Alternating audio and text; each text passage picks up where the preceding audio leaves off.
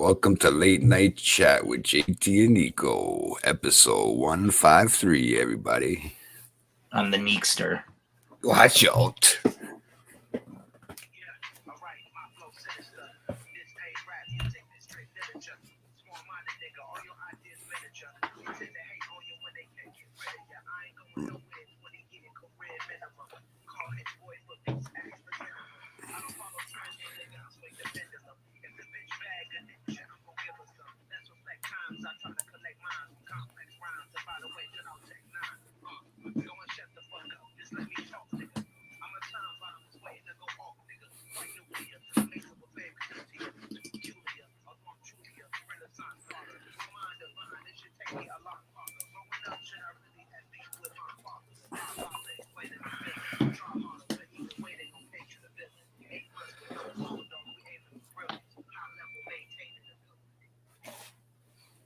Can't really hear the music. Yeah, I couldn't hear it on my end either. Oh, so man, it's weird. I was wondering if we were jamming out to nothing again. I don't know. Can't come through. I kept going like, that's why I kind of touched this, and I didn't want to say it, right? So I said, okay, Nico's jamming out. I'm going to just move my head the same way he is his. I know what song you were playing. I kind of heard the music, but it was just... I don't know.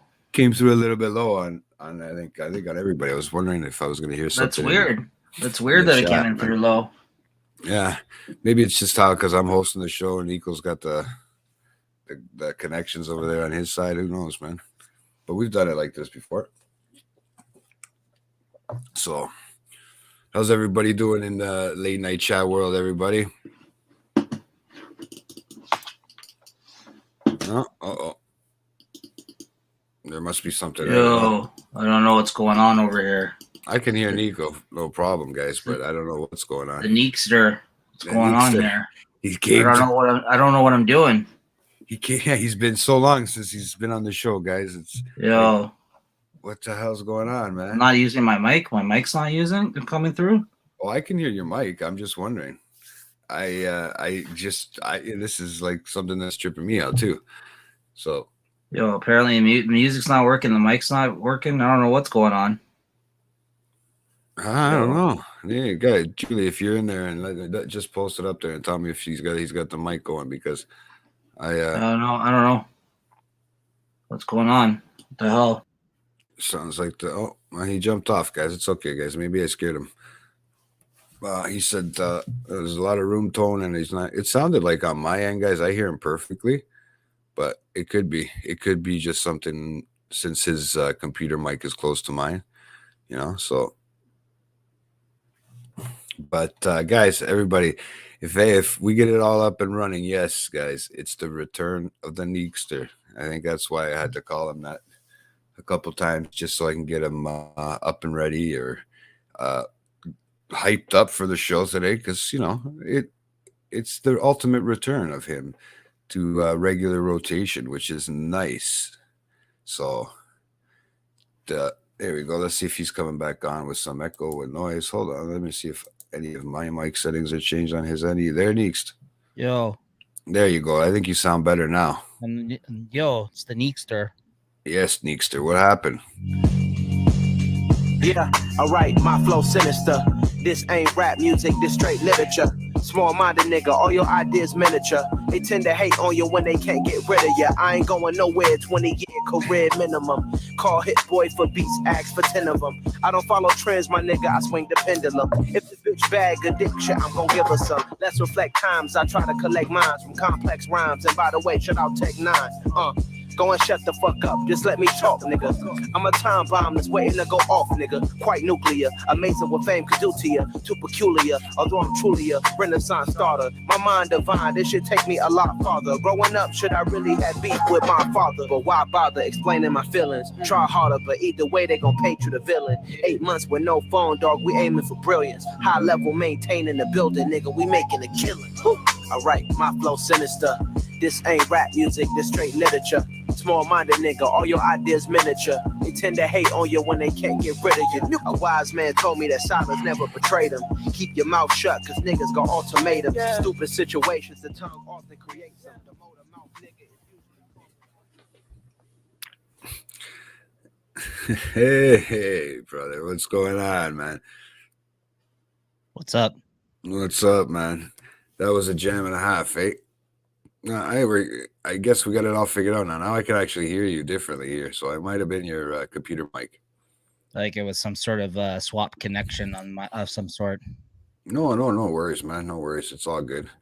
Gives me a time to be on gives me a time to be on screen alone for a bit. How you been? That Nico guy was a little bit better at that kind of stuff. I'm the Neekster. Yeah. Yeah. Well, you know what? I had to set it up that way because, dude, it was for your ultimate return back into rotation. That's what I like. I like to hear and see is that I had to give you some sort of. I can't just say, yeah, Neeks is coming back. I wanted to call. I wanted to have it so that people thought something different. You know what I mean? So, but guys, welcome back to episode 153. And yes, you are looking at, well, I guess the Neekster, but on the screen you got Nico there, guys. So he is killing it over there. But I love the shades, bro. I love the shades. What's going on with the shades, bro? It's killing me. I can see myself double. I can see myself on my screen, and I can see myself in the corner. Actually, triple. I can see him now through your glasses on both sides. No, it's just how the Neekster rolls. It's how I dress. Or you just hung over from that football game today? I don't know. I'm just wondering. I'm doing pretty good in football. Yeah, you're doing pretty good in football. I don't know what the score is right now. No. I think they're ahead there on that one too. But yeah, they'll. It's funny because the game today. I don't know. I just thought Kansas City was going to take it. I hate to jump right into that, but I thought maybe because I threw in the hungover part. I was like, maybe he's having a few drinks. Maybe he got a little messed up last night. Who knows, right? I haven't seen you in a while, so who knows, right? How's work today? Everything's been good. Got your day through. Everything's good. Yeah. So what's going on, guys? This is my I'm just dumbfounded that I get to see and actually be on screen again with you like this on a Sunday night rotation. It's pretty cool, man. As you guys know, Nico does the Kraken Packs comics, the comic shop talk, all that stuff, and it's all over there on his new channel, guys. And don't forget to subscribe, like I like to say, and as also Nico's going to probably mention a few times over here. But yes, guys, make sure to subscribe to Late Night Collectors Community, guys. As you see, he's got a new logo. I seen that actually in the post today. That was actually, it threw me off for a second. I said, what am I looking at on our Instagram post that was a little different? Huh? What's that supposed to mean? I don't know. I understand the joke. I don't know, man. Neither do I. Hungover, messed up, who knows, bro? Are you all right over there, bro? I'm good, man. I'm the Neekster. You just seem so calm and too relaxed over there. It's throwing me off. No, I'm good, man. This is me on the show You're now. good? This is how I Yeah, is it how you're gonna be? This is how I come back. Is that how you is that how you're gonna be? I don't want to have to edit your name too now on this side over here, bro. Come on, I don't want to have to do that. I just, like I said, I like the saying the Neekster. It just somehow rolled off my tongue at that one instance, and yeah, it just worked. It worked for that whole episode, and you guys don't forget, if you haven't tuned in, guys. You're throwing me off, buddy. You're really throwing me off with the glasses and that. And what am I doing? I don't know. I'm just sitting here, just being myself, the Neekster. It's just Joaquin Phoenix on Letterman. There you go, buddy. Yeah. Oh yeah, I remember that interview. That was a good one. Oh, you're killing me, man. So yes. But yes, check out Late Night Collectors Chat Community. Oh no! Oh shit! Don't forget the name of the Night Collectors Community. That's the name of it, guys. I didn't fuck it up tonight. I've been practicing it today. I've been going over it. I've been rolling my R's so I can say Collectors Community all in one sentence, bro.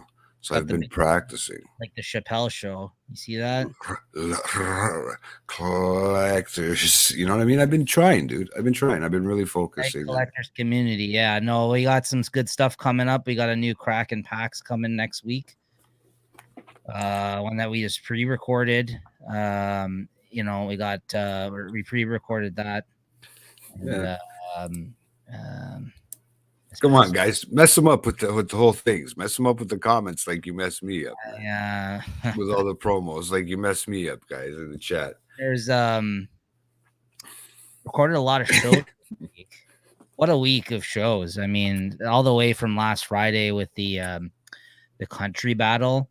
And then you had arguably one of the best episodes of late night chat ever from what I've been hearing.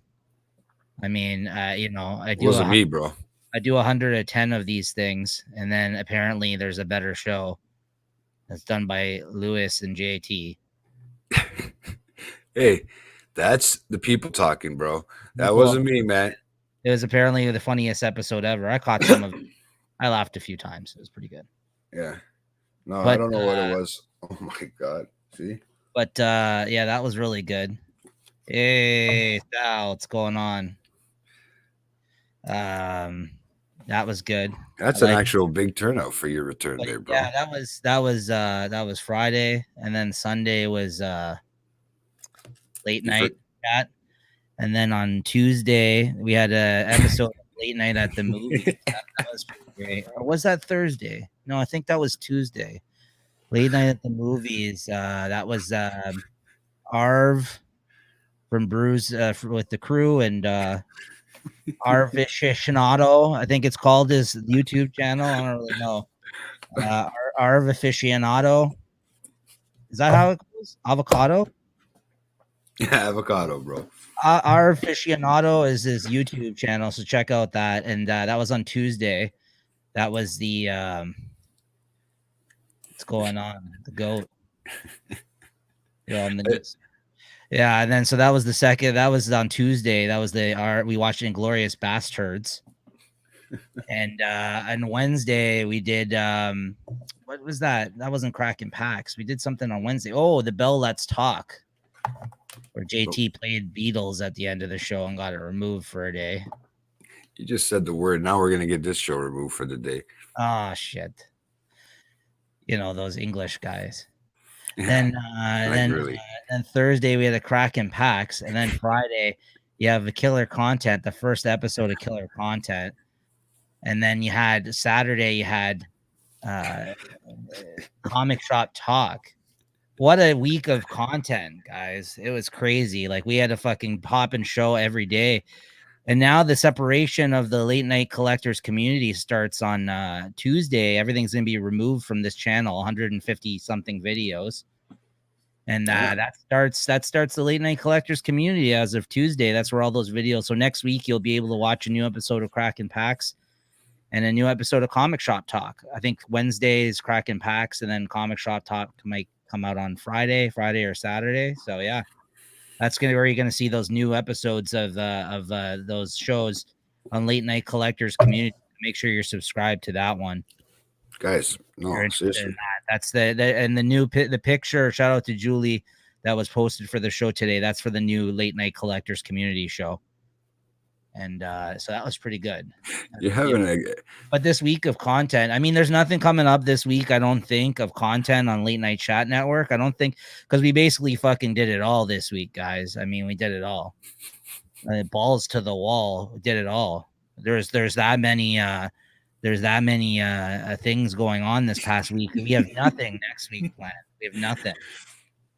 Bro, they're killing you. They bro, Rico Suave. Oh, what's wrong with you guys? You don't like the Neekster?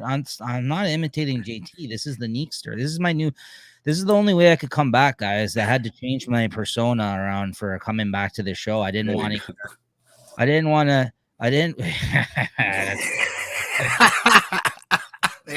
Got you laughing on one of them, man. That one got me. I just like he didn't know the guy's name. He's just like, this is I'm too sexy for my shirt guy. Oh man, he is the I'm too sexy for the No. shirt. If you see him in real life, he actually looks like that. I'm not. This is just the Neekster, bro. Like I couldn't Not come you. back. I had to come back correct. Like you talked about it last week. The Neekster's coming back on everyone's favorite episode ever. And so I wanted to come back.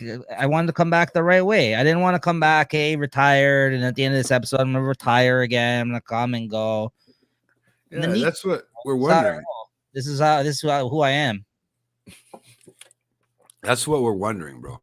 We're wondering what the heck happened, man. You said you're retiring, and now, like, I mean, what's going on, bro? What the fuck are you doing? Thirsty.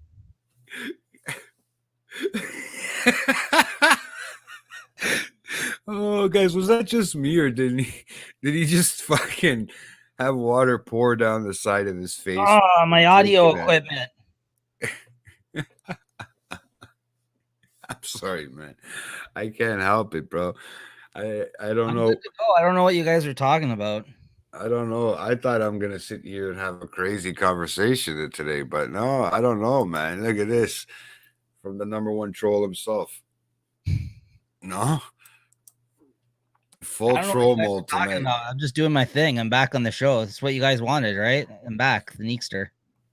This is what everybody wanted, guys.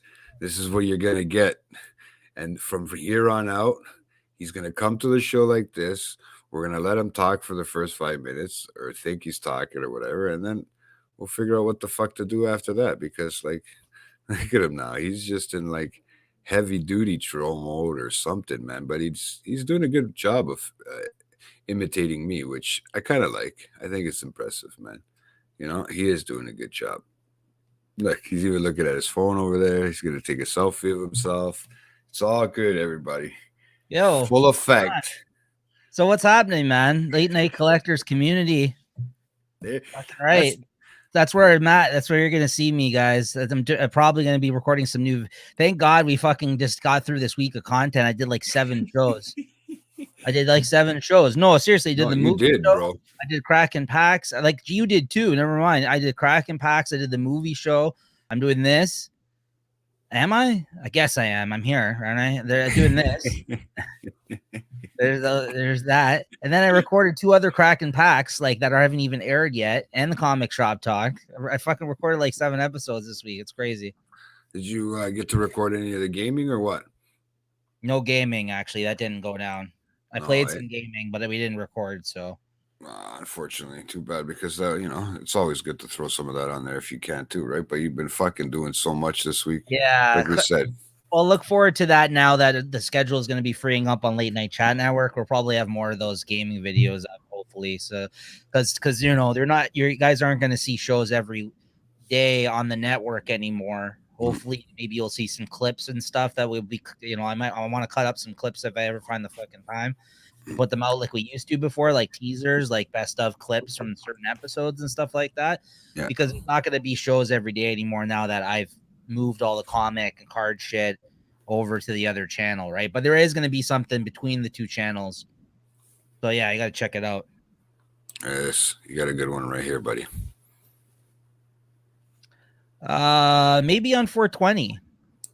I mean, that's a 420. I do not as much as I used to. Nowadays, I'll if I do, I'll eat an edible or something like that. But even that gets me too messed up now. Like, I don't know. Like, to be honest, yeah, I don't smoke really as much anymore. Now and then I will. So as you guys can see, Nico's been up to some crazy stuff since he's left the channel, or sorry, left the show. He's been up to all kinds of stuff, man. Like he just said, this week himself, just alone, he recorded 7 shows. So I mean, guys, he's not going anywhere. If you want to see the real Neekster live version, you don't have to see him here like this as he's imitating me, but you can see him also over there on Late Night Collectors Community, man, because that's where he does a lot of that stuff. And you know, to me, it looks like he's reading the book backwards, but I mean, I don't want to judge. You know, he could be dyslexic. It's a manga. Oh, there you go, guys. So he is dyslexic. So he should have read it the right way, and I would have thought you were dyslexic, buddy. All right. So, what are you thinking of? I don't even know what to do. I'm looking at you guys. This is too much. This guy, does everybody want Nico to stay like this on the show, guys? Or should, we get him to change his fucking appearance and bring back what he really looks like? Maybe, yeah, it was my fault for saying Neekster and got him all fucking frustrated, but come I on. don't know what's going on. I'm just sitting here. I'm waiting for you to fucking start the show. I mean, what am I doing? I'm just sitting here. This is you're the host, man. What's going on? I'm co-hosting. You guys gotta volley them over to me. Bro, you already know we have a lot to volley over. So I don't know what you want to get into first, buddy. I don't know if you really want to get into music, movies, talk. We got all kinds of shit that we haven't caught up on, man. And I was telling people this, that, and you yourself personally, that we have a lot of catching up to do. You had a chance to listen to some music since I haven't seen you, some fucking TV shows that I haven't been able to talk to you about, all kinds of crazy stuff. But to be honest, the first one I wanted you to be on is here and promoting a lot of the late night collectors community, bro. Because you know what? That is a big thing and a feat you just did, and put it, and to have everything moved over and switched over to that channel and go running with it, new shows, all kinds of crap. You gotta let people know too, and that's why I wanted you on here too this first time, because I'd like to let you know that you're still a big part in this, and a big part in me, a big part of all of us, to be honest with you, bro. And if you don't realize that, yeah, okay, I call you Neekster, bro. I'll call you Neekster to your face, my friend. If that's offending you, then we'll have to take it back a notch. And JT is one to know when sometimes he might have to take it back a notch, Like, right? it's funny you think there's something wrong now all of a sudden. It's the glasses, bro. I'm seeing a fucking double reflection is throwing me off. This is gonna be the fun thing that I see. I could see fucking sick to myself now, to be honest with you. But it's also fun as well. I like looking at yourself. I do, but not so many of myself. I'm trying, bro. It's hard to focus on all of them. It's hilarious. So, as of, would you say Tuesday? Everything's going back. Everything's getting moved over. Everything's going to be on the late night collectors community channel as of Tuesday. Everything's already uploaded there right now. All the videos, over 150 videos of all of their, our current ongoing shows that have to do with cards, cracking packs with the chat. And then also we got Comic Shop Talk, which with me and Chris, we do that weekly. So the cracking packs of the chat is like bi-weekly, weekly, depends how many episodes we can put out of those, but we actually got the next few lined up already. At the end of February, it's going to be episode 50 with the new Pokemon card set that comes out, and we got a couple of already other Pokemon episodes that are that we've already pre-recorded that are going to be dropping in the next couple of weeks. That'll be with me and Christine on there. And yeah, that'll be good. That's cracking packs of the chat. And then every week you got Comic Shop Talk with me and Chris. I hope you guys can go and subscribe over there. I'll put the link up for anybody that hasn't as of yet. That's kind of more tailor made for all of our hobby type videos, things that we're into, cards and comics, and my comic book reviews and hauls that are monthly videos that I'm actually late on putting out. That'll be up there always. And then I think we're going to try to do some videos where we show off collections, like people that come on that are our guests will show off things out of their collection, not just necessarily opening new stuff, like stuff where they want to do like a collection showcase, like their collections of anything they want, like anything that they collect, anything that people are into. So it's a true channel for hobbyists and people that are into hobbies and into different types of things. So if you're into that kind of stuff, definitely check out the channel. Nice. All right. So I was there's your proper promo. And that's how you do it, everybody. No? That's how you do it. I would like to put the link up in the chat here, bro. And I can't because I don't know how to find the link and then post it and paste it. The next thing I want to do, guys. But yeah, look it up. You have to type in Late Night Collectors Community because it'll be there. You just got to type in the whole word if you're gonna, if anything, right? Otherwise, we got link I can usually put up, but I can't do it because I can't copy and paste it right now. I don't know where the fuck it is. So, there it is. There. Thanks, Julie. She must be in it unless you did it. But yeah, guys. So Nico, man, very funny. We've been talking over the last few weeks now since this crazy week that we had. And you brought back the battles. That was fun. You guys, Chris and Rob brought back the battle that Friday night, which was interesting. So I'm hoping that we can keep doing that with you and all that and have fun, man. You know, because you look like you had a great time on that episode, and I was mentioning to people on one of the episodes too that you seem to have a great time on it, right? So I don't know if the battle was fun. I mean, I hope other people they've been talking about kind of we do another battle. I know that there's a lot of talk about doing another battle. I think we got to strike when the iron's hot and people are still kind of chilling in and the weather's crappy right now. So hopefully in the coming weeks you guys see some other battles. I know we got to decide that between the hosts who else is going to be doing one. I know that there was like Disney talk and classical music talk, and I think Leslie said R&B and reggae or something battle. So yeah, like she was talking about, I think. I know we had talked about doing one. So we'll see what happens. Like hopefully we can get that together and make that happen. Well, speaking of battles, I noticed they've been talking about what's it called, Eminem again in the battle situation again. Dr. Dre's been putting it out. Now here's what I'd like to hear your opinion on that one. Just because you're a very opinionated guy. I don't know about the Neekster, but you're a very opinionated guy.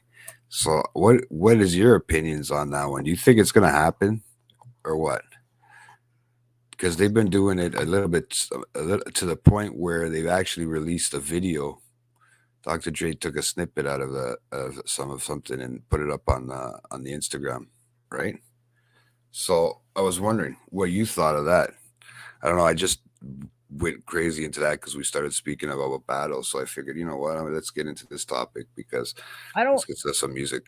I don't know if he's actually going to do it or not, but it's not that I think Eminem's very competitive, but I don't think that Eminem is somebody at this point in his career that will let somebody beat him at something like that. Like if he goes up against somebody and he loses in the public eye, I don't think that he's going to want something like that personally. I don't think his ego can take it.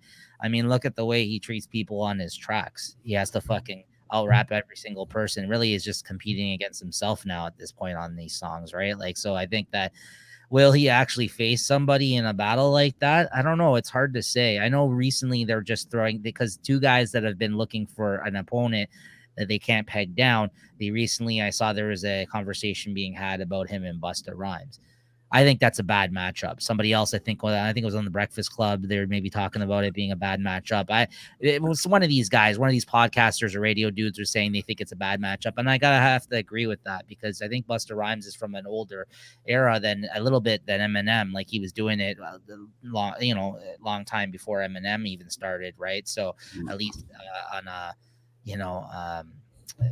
like in the public eye. Right. So I think like it's just, I think he comes from a different era. And I think that the vibes are two different vibes that you're going to get from those guys. I mean, yeah, do they both have great catalogs? Absolutely. You can look at it from that perspective, but I don't know if that's the matchup that I would like to see either. I don't know. It's hard to say because like, even if you think about Eminem, like who's as big of an artist on that guy's level of being who he is, a lot of rappers, you're not going to be able to fit them in that same type of like box as Eminem in terms of style either, right? Like so it's hard to say. Like you can't put Jay-Z up against him. I guess yes, you can in terms of like, yeah, these guys are both fucking huge legend rappers at this point in time.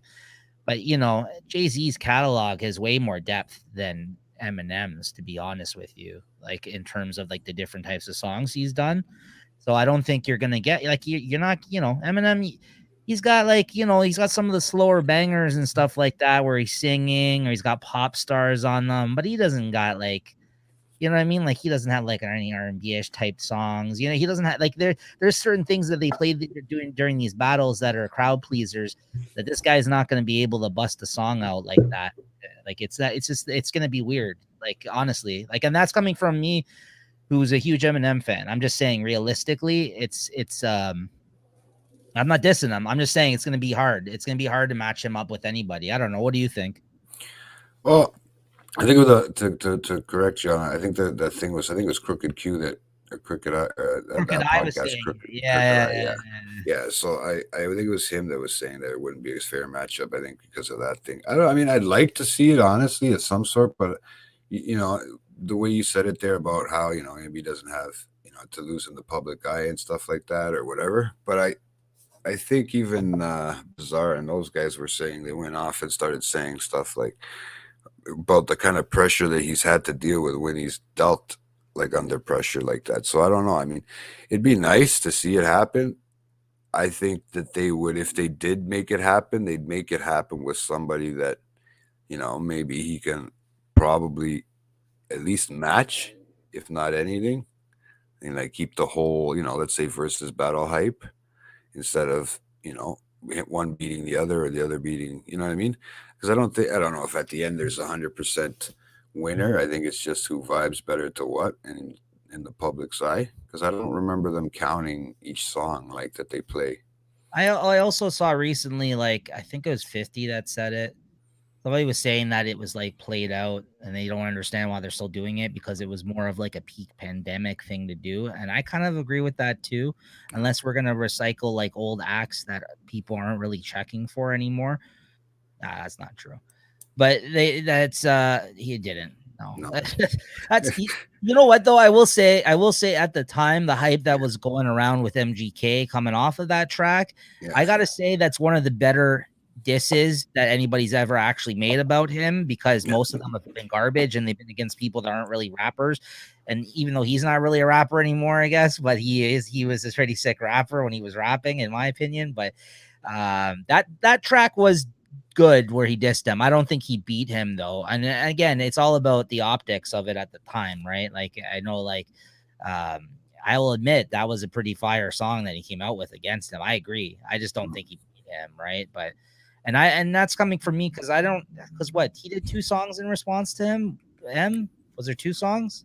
Yeah, it's 2 diss songs. Yeah, one of them was just okay. The last one he put out, the Kill Shot or whatever, that one was pretty sick. I think that was the one that I liked better. There was one that wasn't that great or all that compared to the other ones, but there's always been lines here and there that he's still referencing, throwing them back in the face and stuff. I mean, off the newest track. Yeah, but to get back to what I was saying though, it's like he's too big of a star. I think still to do the battles. I would be very surprised. Like you would have to have somebody. Not that there hasn't been other big people that have done the battles. I just think he doesn't. I don't see what he has to benefit from it, other than like maybe he's being competitive about like he's that competitive that he wants to do something like this, right? And not to say he's competitive, but I think he's at a point in his career where he doesn't need to do this, right? And it's and it's not like he's Snoop Dogg or something like that, who's like who just goes out there and has fun with it. Like that was a night of legends too, the Snoop Dogg DMX battle, but like DMX probably wasn't in the best of spots. Snoop Dogg is just like Snoop Dogg does everything, like you know what I mean? Like it's just this guy will be commentating with Kevin Hart about fucking you know what I mean? Like it's to the big show. Guys do everything, bro. Like so. But that's the thing. Like a lot of these guys, okay, Snoop Dogg that was on as these guys got some heavy opinions over here. This one, Sal's going nuts. I feel like telling him where to go right now, but I don't believe any of this stuff he's saying. It's sort of facts. I wouldn't disagree. I wouldn't disagree with him. Nothing was really touching his first 4 albums before he kind of went away for a while. Yeah, there's been some weird flows too. No, he has, he's making some, I'm not trying to be biased. He is making some good. Here you go.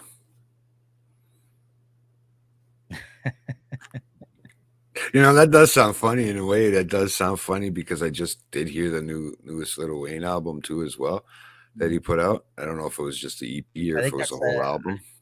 I think he re-released one of his old mixtapes, didn't he? Is that what it was? I was sorry for the What was wait. it called? That's old, bro. Oh, I don't fucking know. I don't follow him as much, but it just said it was on Spotify as like new releases. So I thought maybe they just threw it on there because Yeah. now that you say that, maybe because it was a mixtape or if it was something like that, maybe they just threw it onto his No, because some of these mixtapes weren't on Spotify because of the the ownerships using.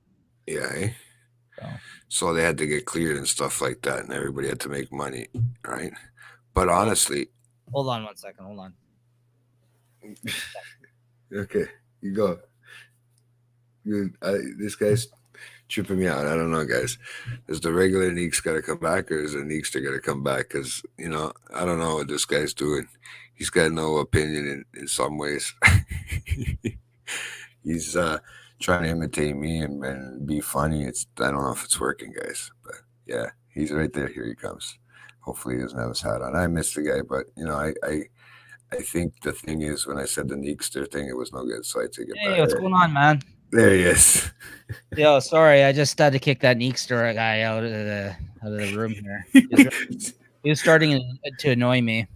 We can see him in the background getting chased in the glass, right? Yeah. I was dying. I was like, should we bring him back or what? What do you think? Look at these guys. Oh, here you go. And then this one. See, these guys are going off. Like I bring up one topic so far, and these guys are going off in the chat, and everybody's gonna have hardcore opinions like that, and that Neeks, right? I mean, to be honest with you, like it's something that's touchy with a lot of people because some people it's either they really relate to the rapper and the style and that, and some people don't, right? As much. So fucking chair. Yeah, I mean, if you're gonna like the people, like the rappers nowadays that don't show respect for him or just like just like disregard like his presence in hip hop. Yeah. Oh, thank you. I thought you guys didn't like when the Neekster was here. That was pretty good. I thought the Neekster was pretty good. These guys are going. Tom McDonald is good. Just pull a JT because they're just catching all the. They're not 100%. They got the back thing. So he just said, "Yeah, where'd he go?" I like some people making the reference to the Joaquin Phoenix with that guy, though. I'm aware of the Joaquin Phoenix thing, But that was when he was promoting his new movie where he tried to become a rapper. Yeah, I remember that. I knew what they were talking about. He came on and he was very what the fuck is his name? Like that comedian esque, the one that Jim Carrey was imitating in that movie and went crazy. Oh, Andy Kaufman. Andy Kaufman esque. He was acting and like it was weird. Just a major troll, right? Of him coming on the show like he did. And I don't know if that's what that Neekster guy was trying to do, but I don't, I like there were some interesting comments there, making fun of JT, imitating JT, doing the Joaquin Phoenix thing. Yeah, that's good. Anyways, but yeah, I don't know. I'd be interested to see a battle with him. I don't think he's fallen off or that he's trash now. Dude, that's okay. It's back. It's funny that see. You even mess up my internet when you come back. What's going on with you? I don't know. No, it's all good. It's back. It does that every little while. It slows down. So, no, yeah, the Joaquin Phoenix part was good. All that part was good. These guys are just I'm trying to see all this stuff that they said. Guys, it was so hard to just focus on Nico just before the show because he even was wearing that when we were getting ready to come on stage or come on live for you guys. And I couldn't do it. I was having such a hard time staring at him. I was like, maybe I should take my ego from over here and just keep it on the screen and not me, right? I was like, I don't know what the hell's going on. But the sunglasses, I don't know about the sunglasses. That was messing me up. When do you see me? I wear sunglasses, but not a hat. Come on, bro. When you see a I don't know hat what fit you're this head, talking about, bro. That was the Neekster. Neekster's was got the his own Neekster. style. I wasn't trying to, I don't think Neekster was trying to imitate the JT. I think he was trying to come with the I think he was with the promos. no, I think if anything, it was more of the Joaquin Phoenix approach that the Neekster was taking, if I had to guess. Okay, we'll call you Kaufman from here on out. So, but I thought it was yeah. a fun start to the show. No, because you had me still thrown off. You don't have me just thrown off when you're in the chat here, guys. Like, guys, he doesn't know. He just doesn't have me thrown off when he's talking in the chat like you guys over here. But he even did it on screen to me today, so I'll give him that. And he fucking came on with that intent to really mess with me. So it's all good, bro. But yeah, guys, we're talking into music, huh? I wanted to make my first appearance back to late night chat on a monthly basis special, guys. I wanted to invite the Neekster. Memorable. JT was talking about him leading up to this show, so you made it memorable, buddy. You made it memorable. All right, that's gonna be when they want to make JT high clip or something like that, they're gonna end up putting that picture in there now. Looks like the Rams beat the 49ers. Is it? Yeah. How did that work out? So who's winning now? Oh, I don't know. I think me and Rob tied this week. If we're talking about the score this week, because we both got one right, one wrong. Yeah. But Oh, yeah, that's the all right. Bengals was the one that was worth more. But yeah, no, that sucks because we didn't. I took the Rams, but I wanted to take all the long I had the Rams previously, and then I wanted to take all like more of the long shots and see if they paid off, right? But Rams have been good. Well, so here, what's this other thing? This other the bottom one? Yeah. So yeah, I don't know. This is like a whole conversation. I agree. He has had some really bad beats. We and Jay have talked about this. It was during the Rick Rubin era. Like there's like 3 albums or something he brought out prior to his most recent Kamikaze and that other one, the Music to Be Murdered By, that Rick Rubin I think was producing, and he had some trash ass beats on there. And to be honest with you, I don't feel that he's also the best. Like he doesn't make the best beats for himself. Yeah. Like if that makes any sense. Like I don't think it does him any favors when he makes himself a beat, because like I think that it's easier for him to fucking get a beat and be like, this is the way I gotta rap on this, as opposed to like him trying to make a beat to the way he wants to rap, because he's all over the place in terms of like his approach nowadays, like rapping, because he kind of does it all at this point. And I I don't think he's far from trash, but I think like it's one of those things. Yeah, his last album was pretty good though that he just came out with. Yeah. No, I think it was because it wasn't a DJ. You had DJ Premier on a track. You had a couple of different people producing it right at that time. That last album. Eminem. Oh, either or. I was talking about Nas's last album, but Eminem's last album, Music to Be Murdered By, was his best album in a long time. I really like that. So yeah, I think it's a solid album. That's the thing. He's actually stepping out and working with a lot of these new guys nowadays. Like that Corday album is sick. I think it's a really good album. He's on a feature on there, and that song that played off the intro, that was the one with Wayne. But that's what I mean. Like those guys, like there's some good guys coming up right now that they have mutual respect for one another. Like Eminem has respect for some of these new cats that are kind of rapping. These guys that are that he finds lyrically really good, and then they also have a respect for him, right? So like I think that when there's that mutual respect, you're gonna get some good music out of these guys, right? But I think the thing is Talib Kweli, he has a podcast, and I wish I could find the quote, because he made a quote recently. Maybe I'll try to look it up. He made a quote recently where he was describing Eminem. I don't know if it was him talking about the Nas song, because he was on that album with his last album, the EPMD, that song, or just in general. I don't know if he was making reference to the Nas song, but he was basically, Talib Kweli basically said, he explained it about how I felt about Eminem nowadays, about how he, like, whenever it gets to his verse, a lot of the time now, like, he does like a fucking like 3-minute verse, and like he does like the super fast and like slow, and like he really doesn't have to prove anything to anybody at this point.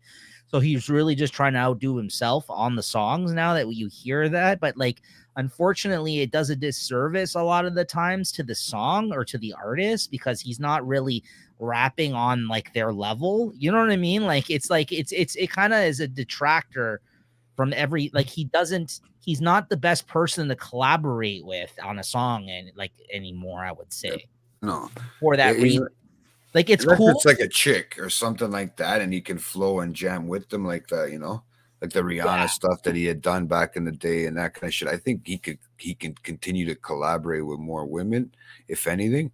But I don't think he can do it with so many, like you said, with so many of the. I think he needs to have his own song, like, you know.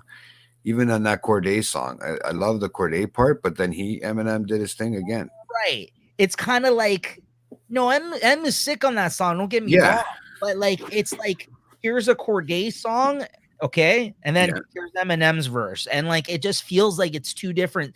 Like, you know what I mean? Like, he tried to tie it into like the chorus and all that at the end. He tried to make it seem like succinct, like synced up, kind of. You know what I mean? Like, and I'm just like sometimes that's just like the case. Like the EPMD song with Nas that he had on that his last album, King's Disease. It was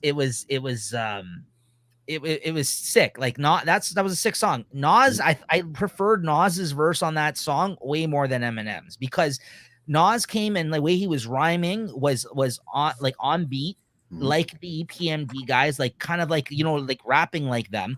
Then Eminem started and he was doing the same thing. And this guy's got a lot of respect for EPMD. Like he like, you know what I mean? Like, I know this because he's like that, yeah. Studies all these guys. Like, he's a big hip hop head. Like, you can say what you want about him, but he respects everybody that came before him that he grew up on, right? Mm-hmm. And then he does that, and then like the last minute he decides he's gonna fucking rap super fast and like all this other shit, and I'm like, you didn't need to do that. Like, you really did not need to do that. Like, he could have just kept the verse the way it was that he had prior to fucking going like supersonic on the song at the end. Mm-hmm. It just seemed out of place again. And I'm like, well, who are you doing this for? Fucking EPMD? EPMD isn't rapping like that. Like, you know what I mean? Like, Nas isn't rapping like that on this song. Oh, it's Eminem. This is what you expect from me. Now I'm gonna go crazy. Like, and then the beat's changing, and I'm just like, what? It did it again. I'm just like, come on, man. Like, what are you doing right now? Yeah, he sped it up. He sped it up again, and he went nuts, and he took out the beat. So I thought that the speakers weren't working properly again, the headphones or whatever, because he did it to just specifically lower his beat. Lower his beat to hear his verse. I don't know, to hear what he was trying to, because he went off and he did like another fast one, even on this Corday album. Like, that's no, like, but that's him all the time now. Yeah. That's him all the time now, though. That's what I mean. And sometimes it works and sometimes it doesn't. And it's not that.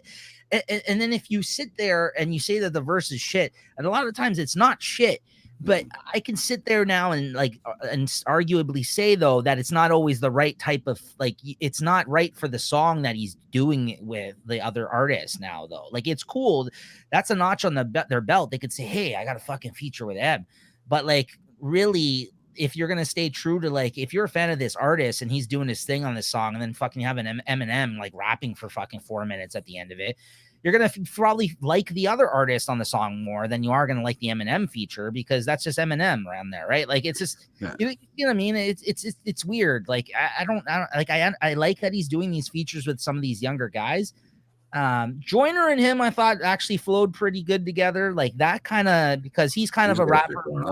Yeah. That kind of like that. And then this one, you said Alchemist or Black, or I don't know, Black Milk or something like that, and just pick one producer.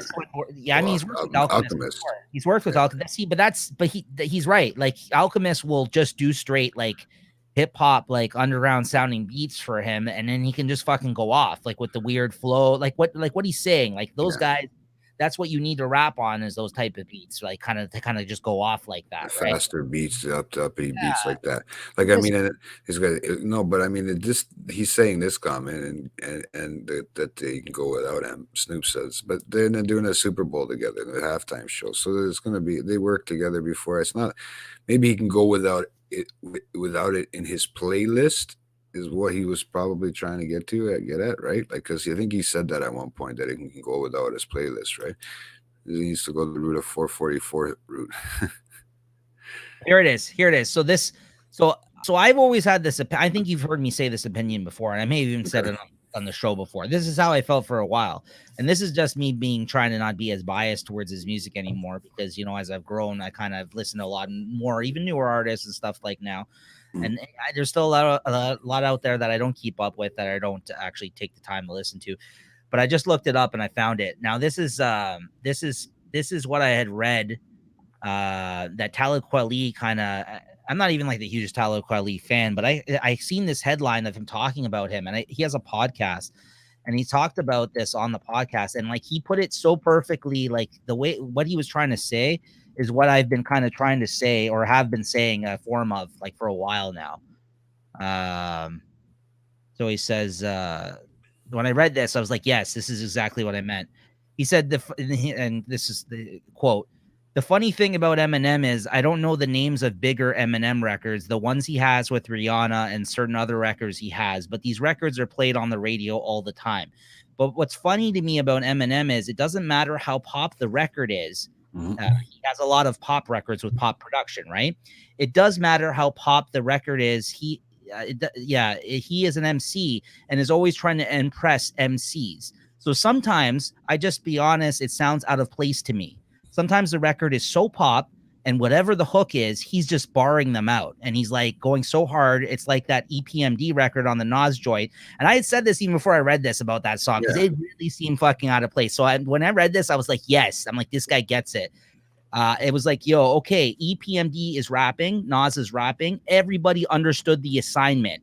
Eminem's like, no, I have to outdo my verse from last year on your on the last feature you heard me from. So now I'm just going to rap. And I'm like, wow, I can't imagine having that amount of pressure every time you're getting in the fucking booth. You got to come like that. You got to do the voices. You got to do, he's like, he's always trying to outdo whatever he did the last time. But I guess that's why he is who he is. It's like the song doesn't even matter. The chart position, or if it makes sense on that beat, that rhyme, his standard is they're going to respect these bars though. And that's it. Yeah, and that's the problem. And that's not really a problem, but it is in the sense that it doesn't always work. With other songs.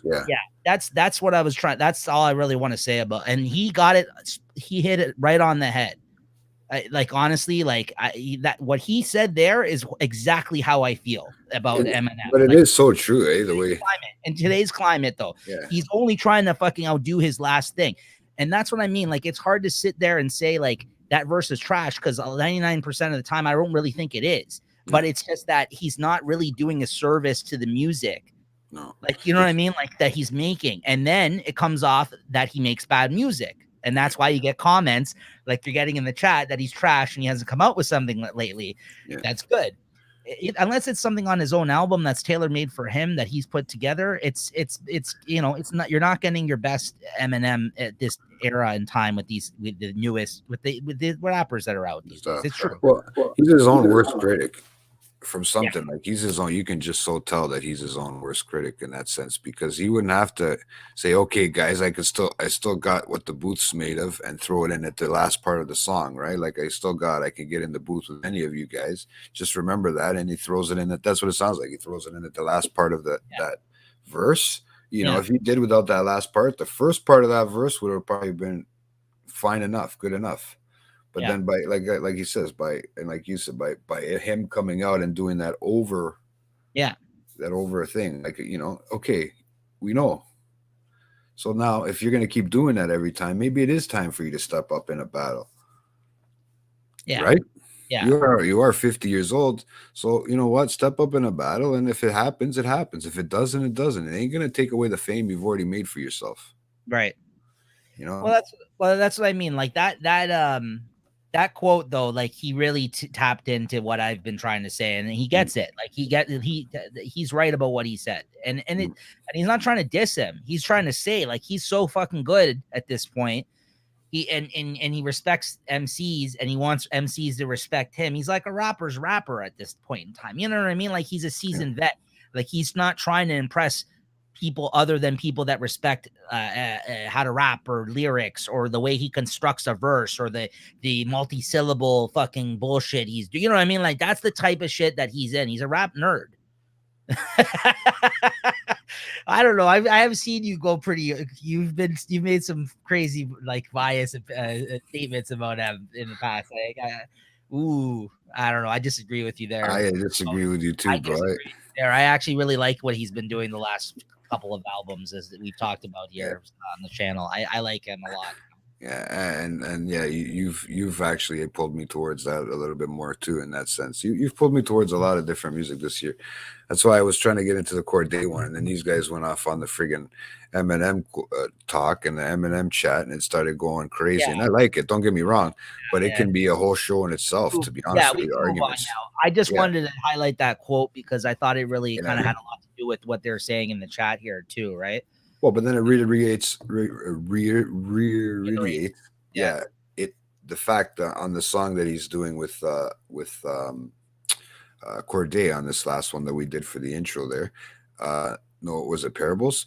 Yeah, the Parables next. Yeah. So I think it just shows on that one too that he doesn't have to throw that extra little part in there where the fucking bass goes lower and he just starts rapping off. Yeah, don't get me wrong, it's great when you listen to it as a somebody who enjoys rap and whatever, and if, but it's not. I mean, the beat was okay that it was on for it, but I don't think he needed to. He just needed that little part. It wasn't, you're trying to showcase Corday. You're not trying to do anything for yourself. You don't need to do anything for yourself. That one song probably paid him fucking millions, right? That one verse. No, I think again the perfect example of a song recently was that EPMD song on this album, and I like what he said where he says they understood the assignment. That's what he doesn't he doesn't understand the assignment a lot of the times when he does that. And what was disappointing about it was that he comes on the first fucking feature he's ever had with Nas. And it's an EPMD kind of song where they're trying to rap like EPMD, and he fucking again, like it's just like it doesn't seem right to me that he did his Eminem thing again at the end of that fucking song. It's like he still had to throw it in there, rapping like right, it wasn't necessary. We know you're Eminem. You don't have to just worry about us hearing you as a rapper. I don't know now if it's here. I'll leave you with this. Okay. There's an artist, a comic artist named Jim Lee. He was like one of the most famous comic artists of the 90s. And he's got I want to battle Neekster. I'm looking at some of these comments. He's Korean. Yeah. He was a big artist of the 90s, right? So like he kind of not only was a big deal for like Koreans and stuff like that, he was like apparently one of the most famous Koreans in the world at that point in time, and he was a young hotshot artist that started off at Marvel and sold millions of copies when he was drawing the X-Men. Millions, like tens of millions. This is how much comics were selling in the 90s when he was an artist on the book.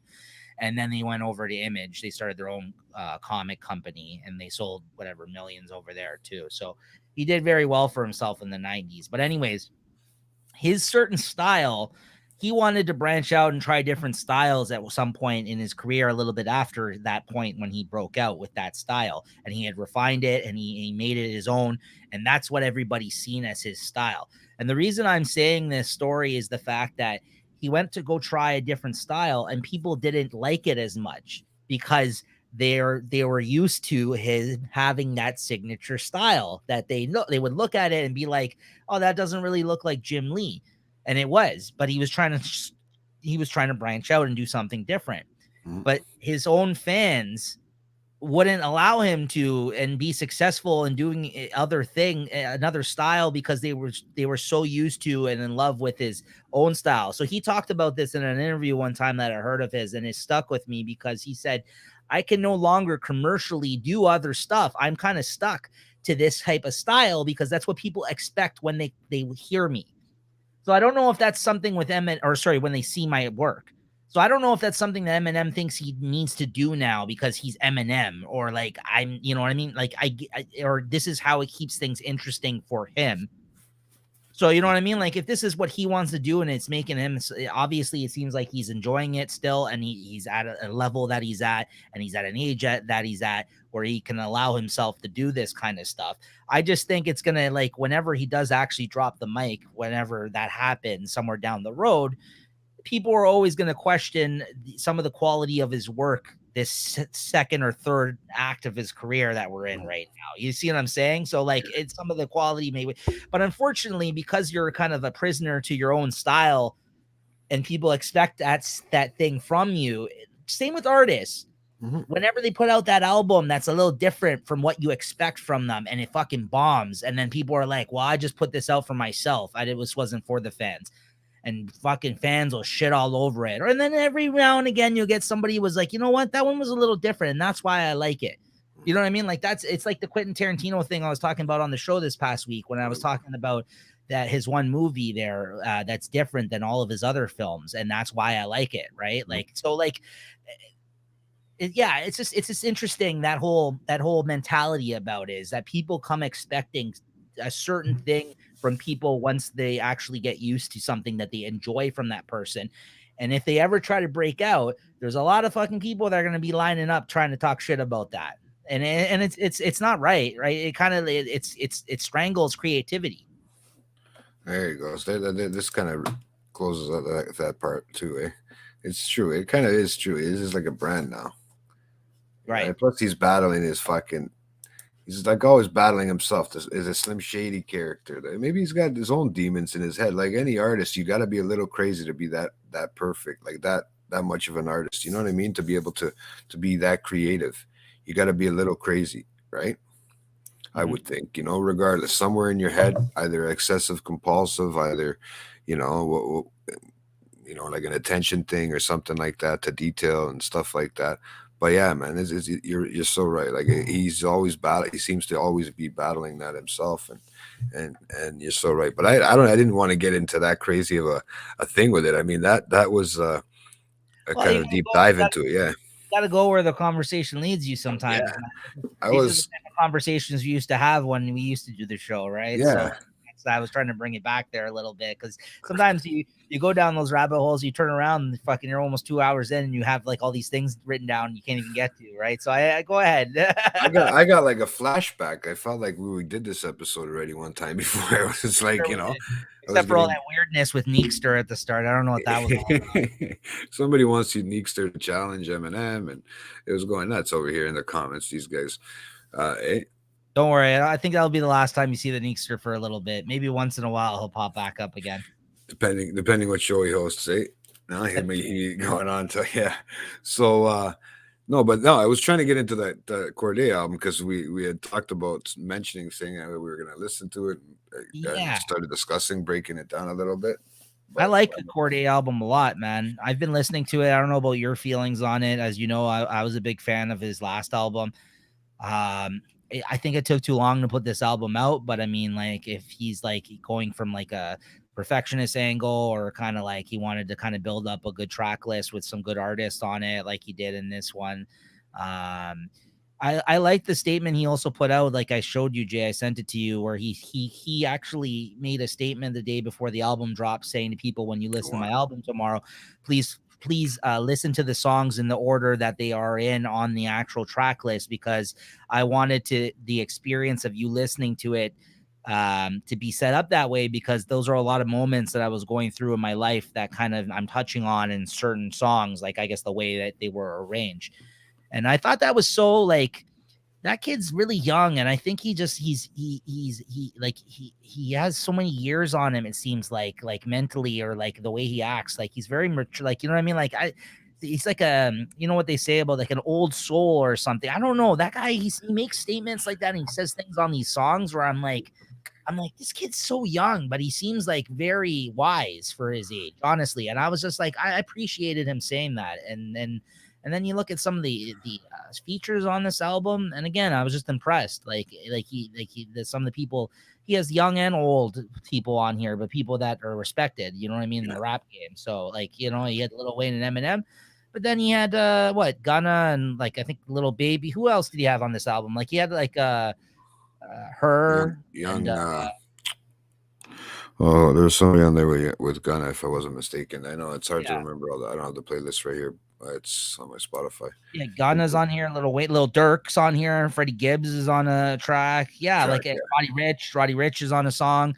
So yeah, I really liked this album. What did you think of it? Well, I understand what I did what he said. I listened to it from beginning to the end, like he had mentioned, like it was meant to be listened to. I don't see where, like, I understand the times that he was going, like I understand some of the times, and that's probably what made him the old soul, like the way you're saying, is that The shit that he's gone through already, at such a young age. Because I mean, some of that stuff that he's talked about, you know, it's stuff that you don't go through until you're like 30s or 40s, right? And it's hard. It's hard on somebody that's actually taking care of it. It's hard on people that are actually doing it and stuff. But honestly, it was a great album. I thought the music that was produced on that album, the actual tracks that were produced, were done great. I'm not sure who the producer was, but it was done really good, and even his flow seemed to match everything, seemed to vibe with every song. I didn't have an issue. You know, sometimes I tell you some of these rappers don't do good on certain flows. Right. You know, and I think I might have even said that with certain Eminem songs, to be honest with you. But I think that this just flowed right through. And this is like his first album, The Lost Boy, right? Was that the first one? Yes. Yeah. Oh, I do have a mediator today, I think. I wonder if things in there.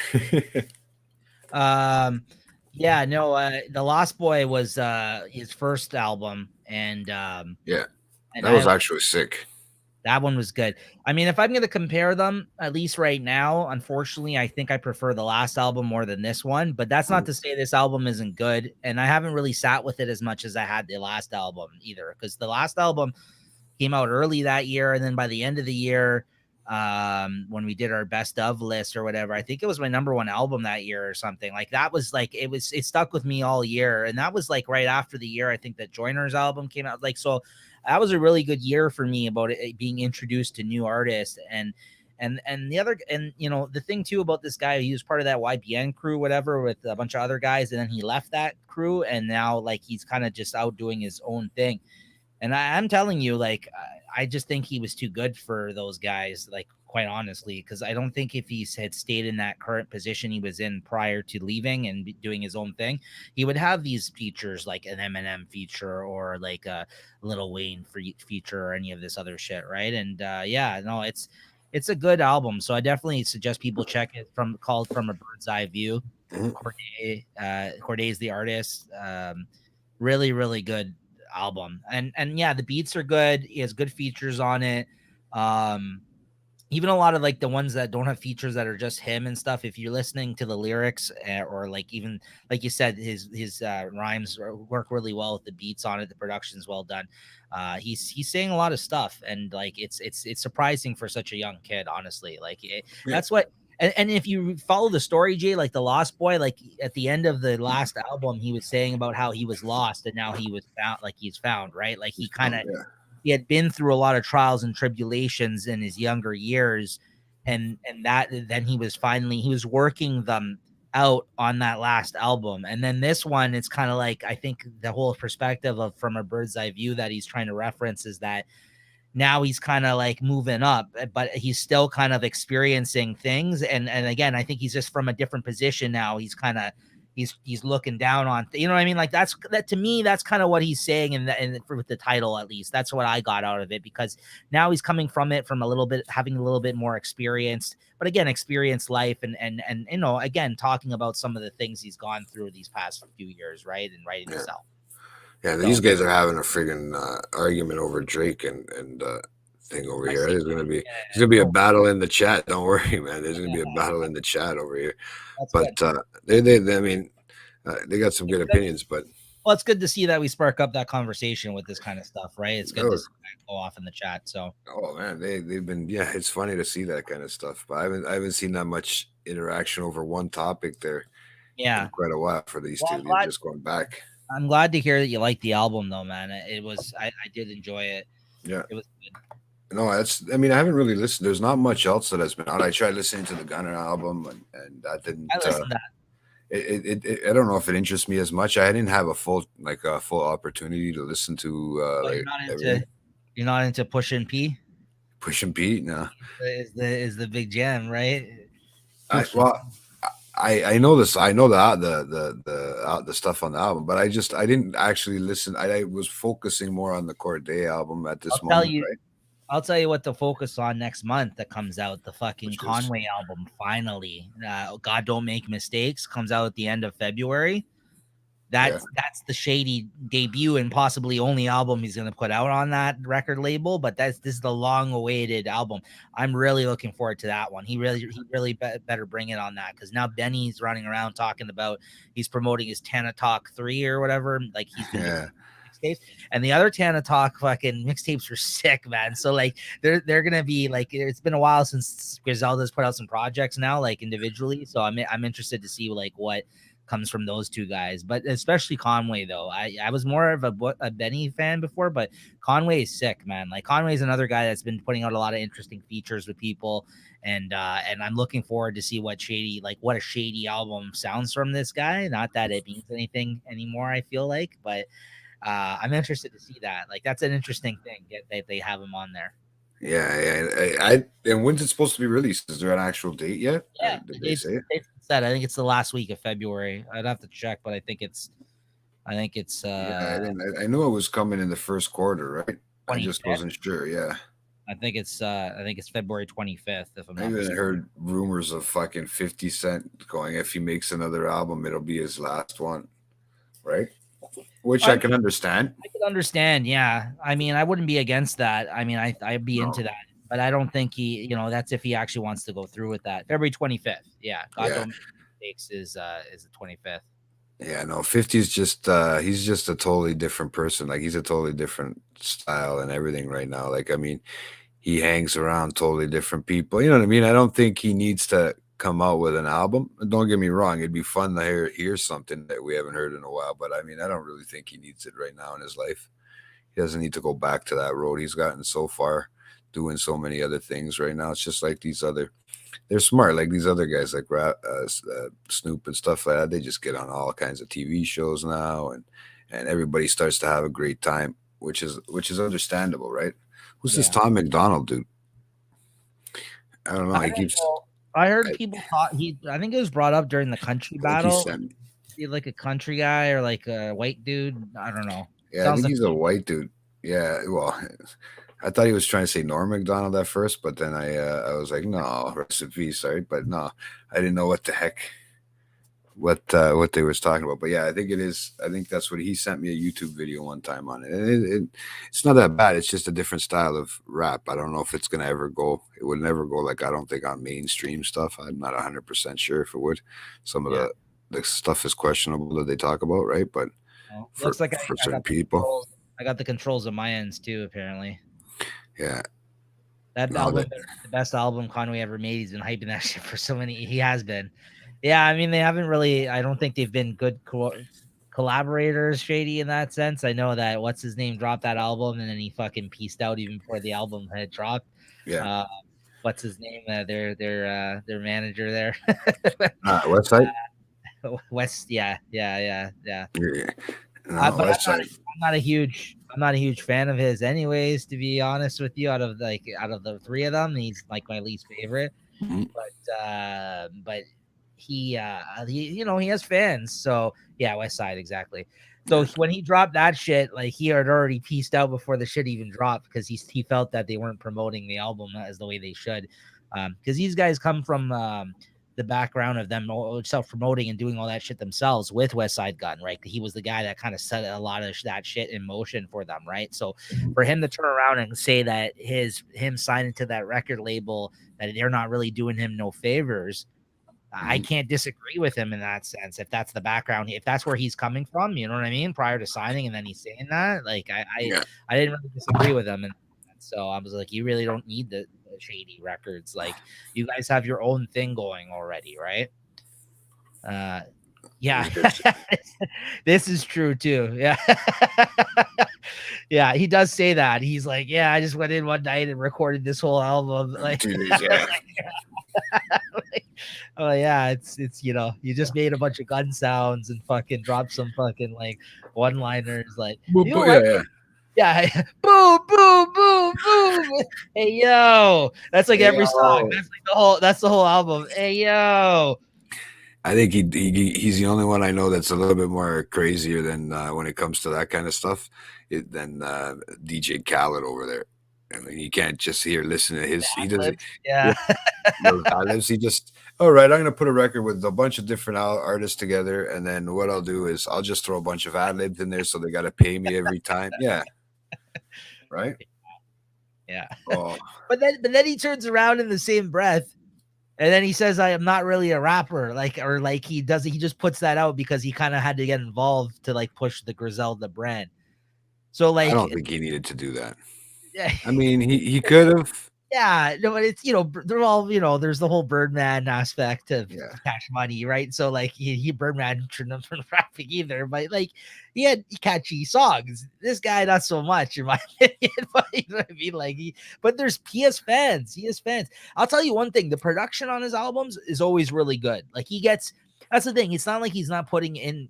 Like you could tell that they're well produced albums. So so he's not like just slapping his name on something. But the lyrics and everything else is just not there. Yeah. No. Yeah, I mean that's the type of lifestyle they're talking about. What does he know? I guess this is what I'm trying to figure. I think he was born in the 90s. Who's the most underrated rapper right now? I don't know. Underrated? Oh, he's probably gonna say is Norm Macdonald or whatever. Right? I don't know. That's the thing. I think that's hard to say, because like normally I would say people that aren't that hot right now are regularly rated. Like there's a reason why they're not. You know what I mean? You could easily say Joyner. I mean, Joyner's sick. I don't think he has the fan base that he should have. Probably. I think people like him. One there too. Royce the 5'9" is a very good one. Yeah, but see, Royce again. Too political. Royce is somebody that's been around a long time. Too political. But people respect his name in the game. That's what I mean. Like he's again another rapper's rapper. Like you could say the same thing. Like J. Cole is really respected by a lot of people, but I don't think like his fan base is what it should be. You don't hear from Kendrick anymore. Like Kendrick hasn't fucking dropped something for fucking like 4 years or something, 3-4 years now, right? Like he just was recently on some features on his buddy's album, the Baby Keem or whatever the hell his name was this past year. That was pretty good. The Family I forgot the fucking name of the song, but he's good. You guys hear the Island Boys? Yeah, no, yes, I heard that. I don't know. It's hard to say. There you go, bro. That one is fighting words, man. Yeah. All right. All right. No, he makes songs with Will Smith. Just trying to talk shit now. Now he's getting that's it. He doesn't know what he's talking about. He's in another country. I don't know. This Cordae Corday's sick, I think. Like I think that's rated. Oh yeah, for sure, man. I don't know, honestly, to be honest with you, what I have right now that I can think that's underrated that I have stuck on. Well, I want to hear what comes out this year too. He says, look at this. He's got Tom McDonald here. He's still got Tom. It's throwing me out. I gotta figure this guy out. I think he sent me videos. I think it's just I can understand why. I think it's some more. I think it's got some sort of religious. Ransom is underrated. I would say Ransom is really good, and I think like he's had a couple of really good years, but I don't think he's like in the public knowledge is good. Like, you know what I mean? Like, he's not a rapper. I think a lot of people know, but I think he's really good. I would say he's underrated. I would say I'm just looking at my phone. I like T Grizzly a lot. I don't know. I like him, but I understand that I don't think he's like he should be. I don't think he's as good as like other underrated people I mentioned there. Kendrick is due, like you were saying that, right? Kendrick is due. Sal mentioned Earl Sweatshirt. Have you listened to his new album, Sal? Are you a fan of Earl Sweatshirt? That I thought he sick was album? making that up, man. No, that's an actual guy. I haven't listened to his new album though. He's hard. I've never been a huge fan of his though. He's again a unique, I guess, artist. You know, he's yeah. It's somebody I think that the quote's talking about, like This is a good one. Freddie Gibbs previously, I would say the same thing, but now he's gotten. You're right. He's on a lot of people's radars nowadays. Yeah. He's on Island Boy. I don't know. I don't know who's on. I can't get that Island Boy thing. I'm trying to figure it out. The only thing I'm thinking of in my head is guys like 6ix9ine. Oh, here. So I want to switch up the topic a bit here. Yeah. I want to talk about some of the things I've been seeing lately. I've been watching. I know it's hard. I wanted to get into that too. It's just been hard because these guys have been going off with the hip hop talk. So I've been having a hard time. Good.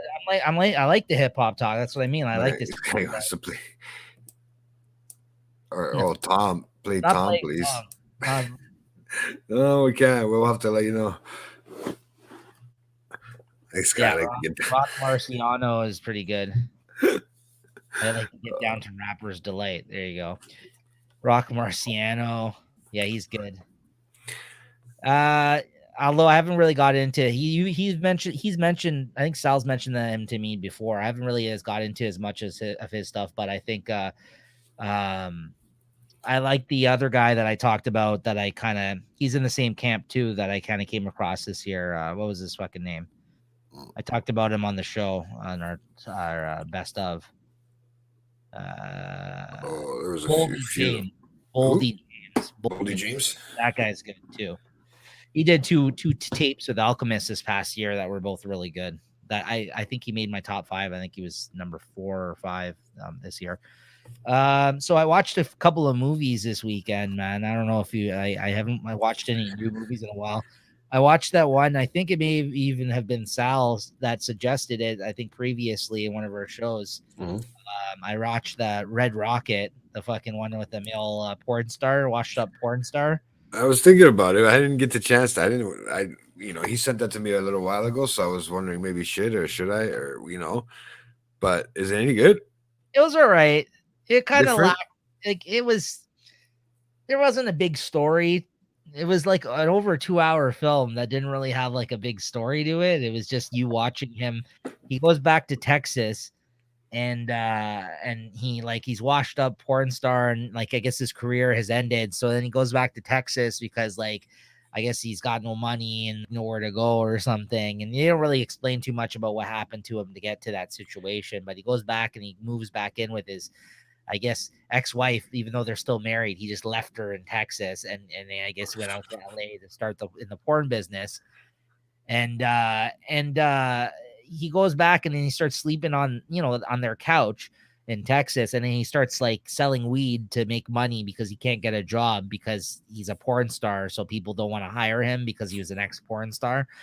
And then the movie takes a weird turn and the other story, the subplot that they start kind of focusing on is that he's trying to groom this young 17-year-old girl that he sees that's almost 18 in the town. He's trying to groom her for to be a the next porn, to take her back to LA and ride and basically get back into the business off of her.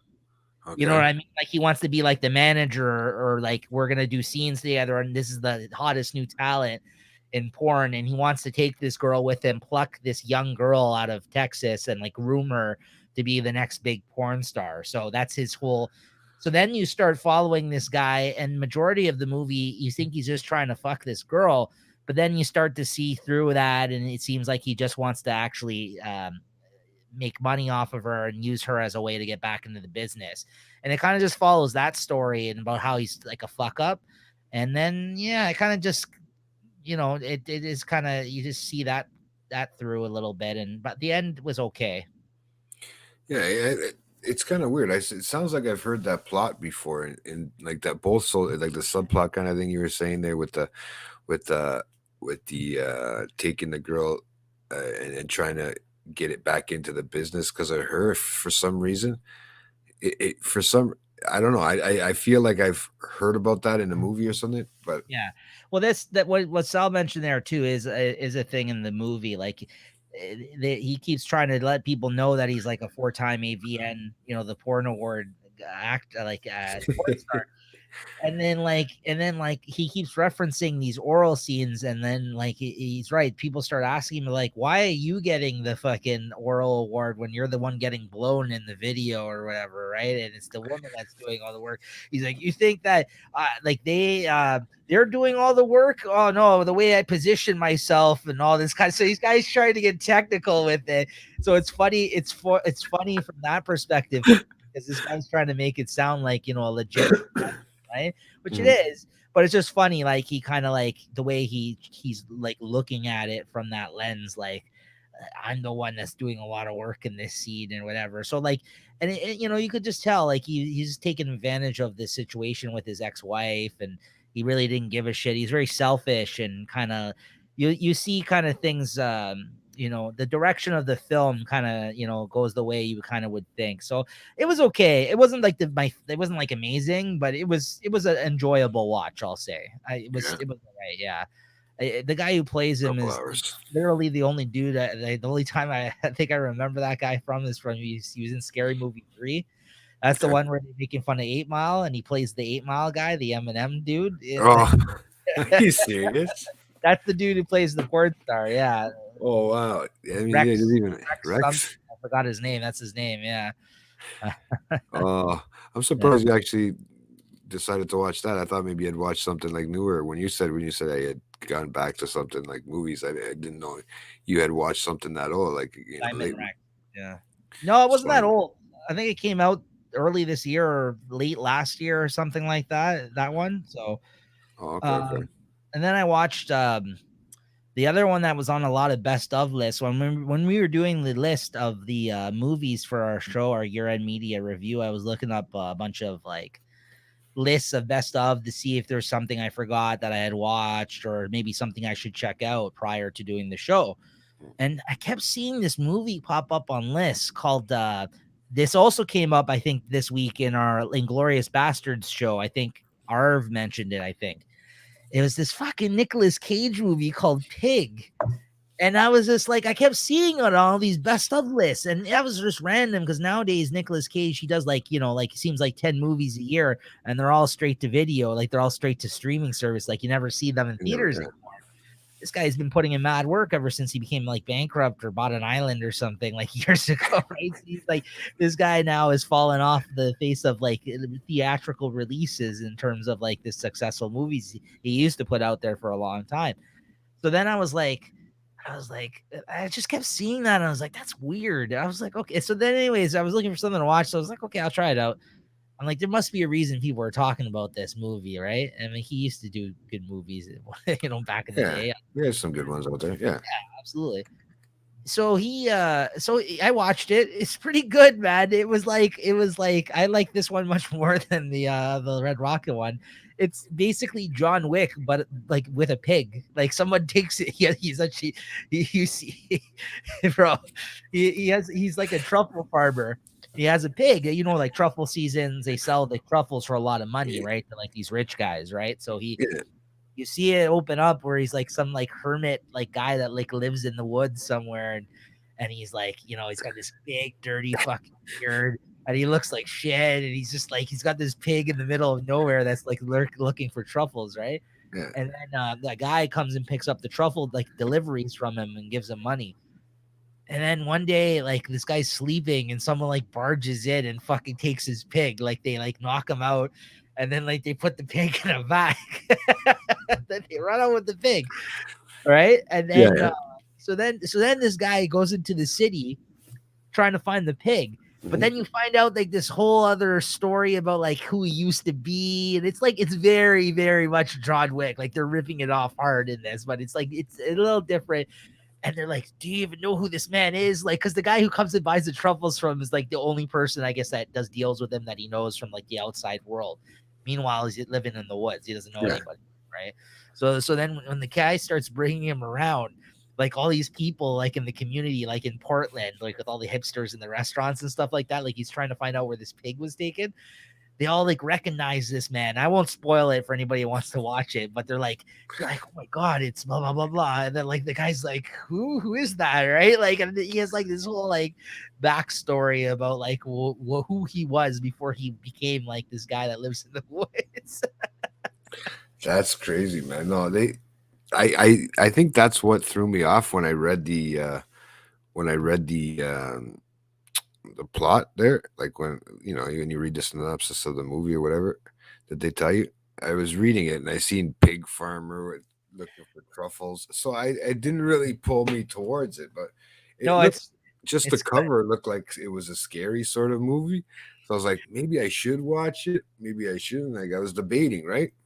And then Jay, he gets his ass whooped, and then like after he gets his ass whooped when they take the pig, his face gets all bloodied and like banged up, and then something else happens to him when he goes searching for the pig, and he gets all fucked up. So then, but this guy never cleans up throughout the whole film. He looks filthy as fuck the whole movie, and his face just keeps getting messed up, like getting beat on, and then. He doesn't take a shower. He doesn't. He never gets cleaned up. So like each scene, he just gets dirtier and dirtier, bro. It's crazy. it's very funny. Yeah. Oh yeah, Sal's been watching some crazy stuff. That's what I wanted to start watching it. But I'm gonna check out obviously this pig one now that you talked about it, because it sounds actually funny. Because I know somebody that I used to work with that goes truffle hunting, right? Oh, is that right? Yeah. Oh yeah, old man. They used to go truffle hunting. Julie knows him too, and they used to actually go by hand. They didn't take the pigs. They didn't go for like the premium shit. They just, they were looking for stuff for themselves, right? Well, that's what I mean. It's very rare to get a truffle pig. Like if you do, then like you said, like they can get like the best stuff.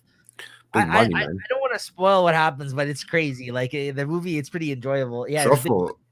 But that's why they stole the pig. That's why they stole the pig in the movie. That's what I mean. But like, there's a whole other thing to it. I don't want to spoil it for people because it's so ridiculous. Like it's ridiculous and entertaining at the same time. Like what happens? Like it's No, I mean don't hold back from me, but I mean I'm pretty sure if it's on like last year's best of list, I'm pretty sure you can spoil it. No, but I mean don't hold back because I haven't seen it already. All right. I'll tell you if you guys want. For a moment. So it turns out the guy he's like some sort of like he used to be a big time chef. Mm-hmm. Okay, he used to be a big time chef. He had his own restaurant in Portland. Okay, so then I don't know, his wife died or something, and then he went crazy, I guess, and then he like left the business, and he goes out, and that's why he lives in the woods and he does his thing, right? I guess he just doesn't like society or whatever, or like his life the way it went. So like when he goes to the restaurant, like they go to some restaurant, he's trying to look for the pig because he assumes that someone's selling truffles in the area, therefore it'll connect him to the pig. So he's right. Then he goes to this restaurant and the guy comes out. He's like, he has to speak to the chef. The chef comes out and he's some guy, I guess he used to work for him at his restaurant, right? And like, and at this point, you're still trying to figure out like who he is and all this stuff. So then the guy like goes to look at him and then he's like, tell him who you are. And then the dude that's with Nicolas Cage, it like takes him 2 minutes to look up. I swear. He's like, he's bleeding and he's got this big ass beard. And I'm like, what is this guy doing? So then he looks up at the guy finally, and then the dude's like, he's like, oh my god, chef, blah blah blah. Like I used to work for you, and he's just like, so like it's just weird. Like people have respect because he used to be a chef. Like then he goes to like an underground like fight club, and he gets his ass beat. It's very strange. It's a weird fucking movie. And then the pig dies. He doesn't even get the pig back, bro. That's the end. The pig, he finds out it died because they were too rough with it, and then he's dead. And he's like, I don't even need the pig to find the truffles. These trees tell me where the best ones are. And then you're just like, well, what the fuck was the point of this? And it's because he loved the pig. Like he was in love with the pig. Like Maybe he thought it was like his wife's spirit or something in there. Left him the pig. You know, it's like that's what I mean. It's like John Wick. It's the same kind of premise, sort of in a way. Yeah. No, this is what I really wanted to get into. This one, I never watched this Archive 18. I never seen that, but I heard about that. But yeah, no, I ended up finishing watching it. I'm not sure if you get the whole chance to finish watching everything, didn't you? Yeah, so I watched all of Ozark. Yeah, I watched it. I finished it. I thought it was great. I mean, the ending. Again, I don't want to spoil anything. Did you see it? You said no. You haven't. Yeah. No, I did. I watched it the other day. That's crazy what happened at the end of that episode. I really feel bad for one of the characters that was involved in that. I don't want to spoil anything because it's still kind of new. But the one person that something bad happened to them, I was really sad about. Yeah. That's the problem, is that there is one person. There's a couple people in that last episode I kind of feel bad for, right? But the one person in general, yeah, she, whatever you want to call it. So, but yeah, it was a great first part of the season. What the funny thing is now, I like the way they named the episodes too. Beginning of the end was the name of the first episode on this one, right? Which kind of makes sense because this is supposed to be the last actual season now, right? They're not coming out with any more. They're going to do the 2-parter and that's it, right? And just end it out. Yeah. Right. So, I hear you, Sal, but I kind of liked her at the same one. That one didn't bother me. That one didn't bother me. I was okay with that. But I think that now with like whatever's went down in terms of Ruth moving forward, that's going to be problematic. Like I think that's like interesting. That's interesting. We also don't know what's going to happen with them because I think the way that they started this out again was hinting that they got run off the road when they were going back to Chicago, and then they kind of go right into the season. And that's the first few seconds. But whether or not they actually survive that, I guess we'll have to see to the end of the season of what really happens there, right? I think that's what was happening in that scene that they've kept teasing is that they get run off the road there. And whether or not they survive, I guess we'll see, right? Because these guys, it was the wife is kind of almost turning into a Skylar in a little bit from Breaking Bad, though. And like she's really annoying me because like this guy keeps trying to fucking get out of it. It seems like, and she gets deeper and deeper. Now she's dealing with the politics and everything else, right? So, yeah. Yeah, these guys are going off with the comments there. Like he's giving up everything. You don't want to give up too many spoilers right now. It's not. It's still fresh there. So not everyone's crazy like us that just watches everything right away. This last week.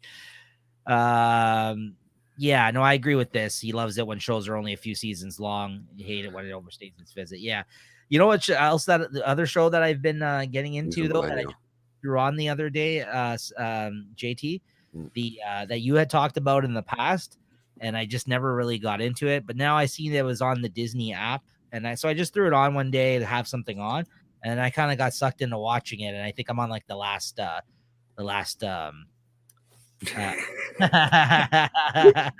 Listen, JT asked for it, okay, and that movie's been out for a year, so it's okay. Yeah, that's the only reason why I don't want to spoil it. Not really a crazy intricate plot anyway. Just watch it. You see Nicolas Cage get sad about a pig. It's great. I know. I saw people like leaving because they were trying not to get spoiled. Yeah, go ahead. I don't want to have to do another spoiler when I got another say watch out because the whole Ozark thing. But I don't know how many people have actually seen it. I know it's one of those ones they could have probably binge watched the fucking whole 7 episodes right away, because I think that's what I did one night too, except for the last one. But honestly, yeah, I mean, I don't mind giving away spoilers, but to be honest, it's still kind of fresh, man. Maybe he wants to save it, maybe he doesn't. Otherwise, I can put a big thing on here that says spoiler alert for everybody, and whoever doesn't want, they can click off and then click back on. But that's totally up to you guys. But I was watching Baskets. I finally started watching that. And what do you think? And it's not because Louis Anderson died, even though so I gotta say, no, that's not why. Like I know he died very recently. and that's not why I started watching it. But like I said, but I remember you always talked about it, and I've always seen the commercials, and I like Zach Galifianakis enough. And Louis Anderson, I always thought when I saw he's casted as his mom, like I thought that was a weird choice. Let me tell you though, this show is pretty good, and Louis Anderson is fucking awesome as that character. So rest in peace, my friend, because he killed. Apparently, he won an award for that character, and I didn't need like an Emmy, and I'm like, you know what, well deserved because he's great. I don't. Apparently, I looked it up. He said he was playing his mom, like that's his version of his mother, I guess, growing in up. real life, yeah. He just like the things he says as that character is like always so quaint. Like he's like, oh, I don't even know what this is, but that's pretty though. Like, you know, things like that. It's just like so funny, like to hear him like do that. His attitude as that character is so good. No, he died of Meatloaf. Meatloaf died of COVID complications. Apparently, he died of cancer. Yeah. Yeah. So yeah, I didn't even know he was. I know he was in the hospital for something, but they didn't say why. Pancreatic cancer. I forgot. That's a quick one, bro. Pancreatic. If it's anything, if it's pancreatic, that's what it was. If I'm not mistaken. I thought it was up here somewhere. I don't know. I wasn't sure. I could be mixing up the people that. But honestly, you're so right. I think he played that role to the T. Right. He even played that better than his show. Remember when he did his own show, Louis Anderson's show? Yeah. And he played his own character. Yeah. I mean, he even played it better than that. I think he was made to play drag, man, or something, dude, or whatever he was trying to play that role. You know, I'm surprised he didn't get canceled because he was playing a woman's role. Right. But Goat, that it works with this character though. Very much so. It works with this character. Like honestly, it's like it sounds like the stupidest fucking show. It's so weird. Zach Galifianakis is playing two characters, twins. That basically it's him, both characters, and one of them's a dick and one of them's like a lovable loser guy. And then his mother is kind of brings everything together. And then they have two other adopted brothers that are also twins that are black DJs. It's a fucking weird, bro. It's a weird premise. And then there's the thing about all the Arby's shit that's in it. They like love. But he's a clown. He's not a clown. He's a clown. Yeah, I remember his cartoon. Yeah, Life with Louie.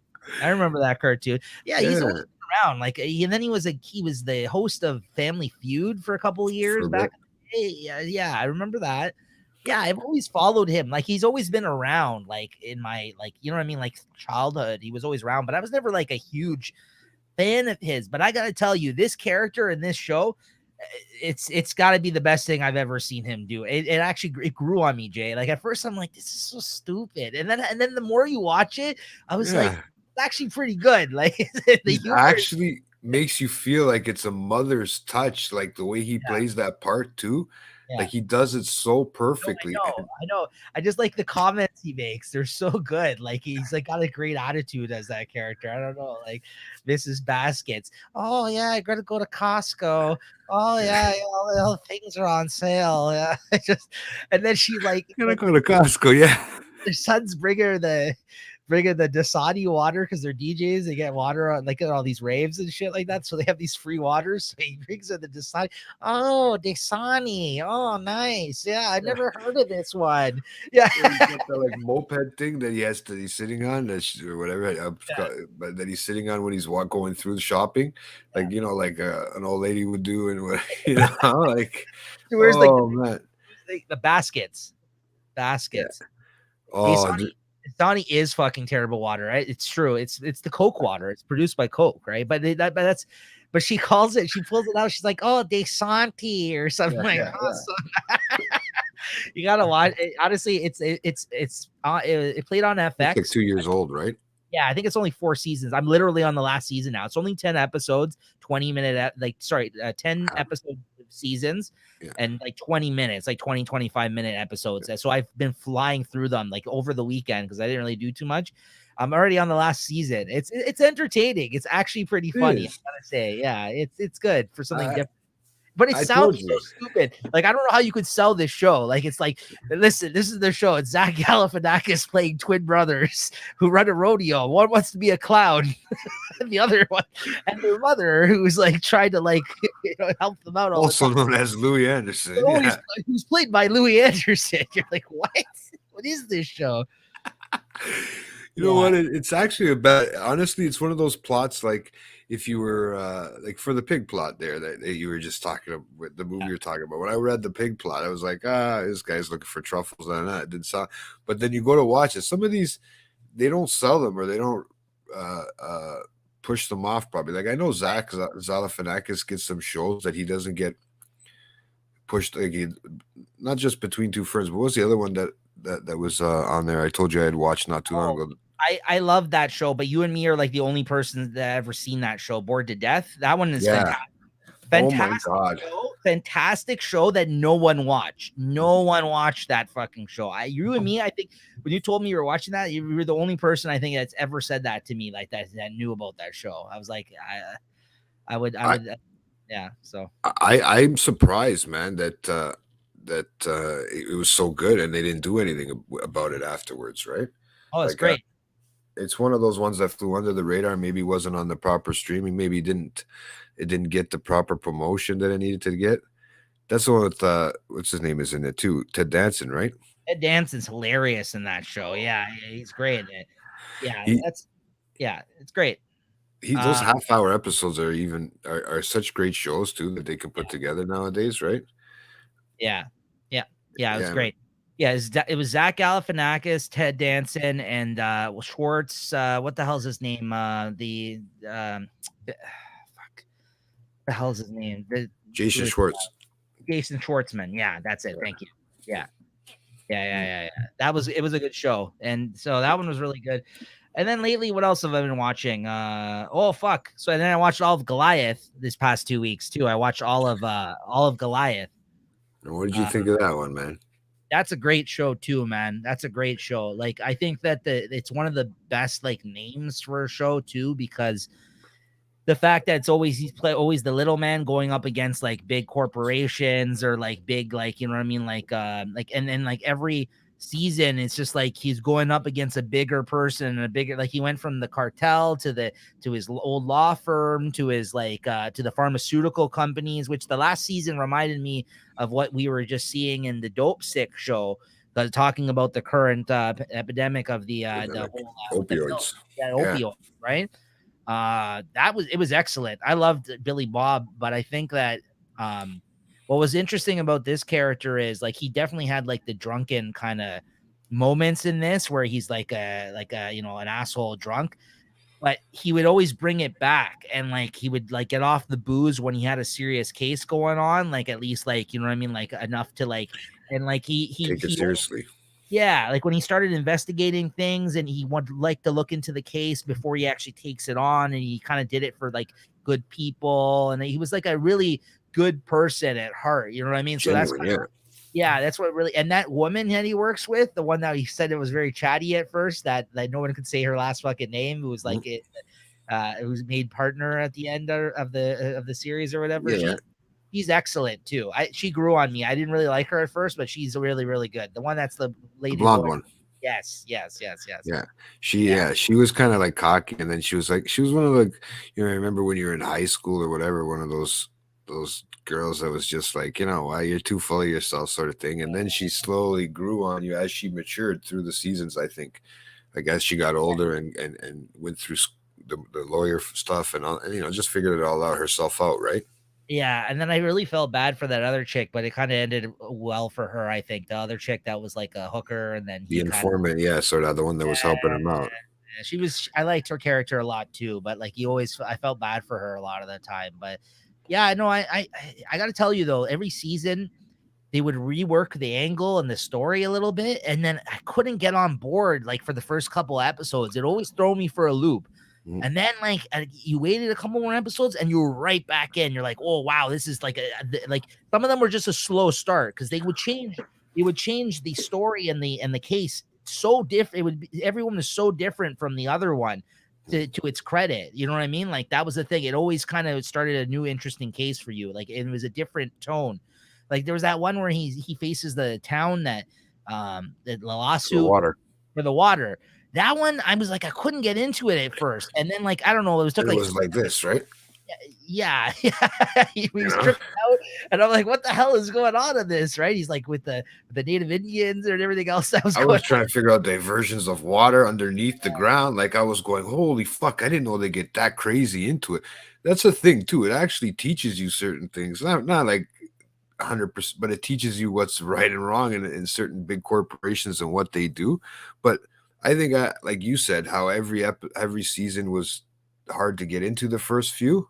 Yeah. I think it's only because there is a time period that goes by between them that they're letting you know, and maybe he went through a few things that they might have hinted off at the end of the last season's episode. And at the end, it kind of time jumped a bit. I know that was. Yeah. I'm sure not everyone loved that. Even for me, it took me a little bit to get into.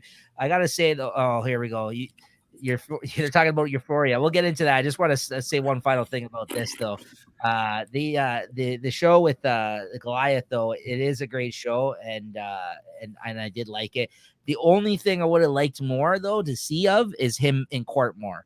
But they said that realistically, they don't see a lot of time in court when they're battling against these people. And it was more about the investigation and all this other shit that he had going on. I just love a good court scene, and to not see him on the stand in that last season because he got disbarred. I was really disappointed about that. Like he kind of worked his way in still. Like he was smart about it. That's what he was always like the smartest guy in the room. You know, that's what I liked about that. But he doesn't. But he played the stupidest guy. That's how you got to do. That's what you got to do. They got to do because everyone thought he was just a drunk asshole, but meanwhile he's like, you know, that's Billy Bob. That's what you got to do. Right? That's like JT does. Yeah. but Euphoria, great show, dude. I gotta have to put this up before we start talking about this, just in case. Okay. Just to say this, I'm just gonna, you know, I let everybody know that Euphoria blew my mind, bro. Yeah, me, Sal, and I don't know who fucking else was telling you this last year when we were watching. I didn't realize, honestly, because I was watching so much shit last year, bro. And I've been, you know me the way I am with TV shows. It just didn't catch my. Yeah. You know, a lot of the times it's that visual picture that I see when I I like how Netflix switches things. So I didn't watch. I didn't watch tonight's show yet. I haven't watched tonight's episode. Oh, I haven't started season 2 yet, so you don't really have to get into season 2 at all yet. Oh my god! I'm letting a couple episodes build up. I think it's gonna be 4th episode this week. You don't even know then, bro. It's going in a crazy direction right now. This newest season, it's insane. I don't know if I'm waiting if I can handle the second. The first one blew me away. Like you can't even answer my question. Then, you know the girl on there. Which one? The one that's transsexual. I forgot her name. Jules, or what the hell's her name? Jules. Yeah, Jules. Yeah. I thought she got the whole operation done, and then there's a scene in this newest season where she actually pulls out her dick to piss because they dared her to do it at one point. And anyways, but I thought she had it done. So I was a little confused at that point when we were watching it the other day. I thought that she had that whole thing. That's why she went away at the end of the first season, it seemed like, but then I guess she doesn't have it done. But anyways, not that matters, but like, that's what's been interesting about the show is that they're not really focusing on that. Like it's just a thing because they're trying to normalize it more. You know what I mean? Like it's not the topic of conversation throughout the whole. It's not like we're gonna just focus on this. You know what I mean? Like it's more about everything else that's going on with all of these kids, right? Like that's what I really in general, right? That's what I liked about it then, because like they really didn't make it like a thing in the first season. And then you don't really find that out until like afterwards, unless you were like really trying to focus on certain parts, right? Like, and then trying to figure it out for yourself. But it doesn't like I like how they make it all generalized. Like it's not like, you know what I mean? Like it's just like whatever. But it's good. I think it's good that they do that for that show. It's really interesting. I'll have to admit that unfortunately I watched maybe about 10 minutes of the first. Remember I told you that? Yeah. Okay, so I kind of knew that's what kind of direction they were going with that character Jules.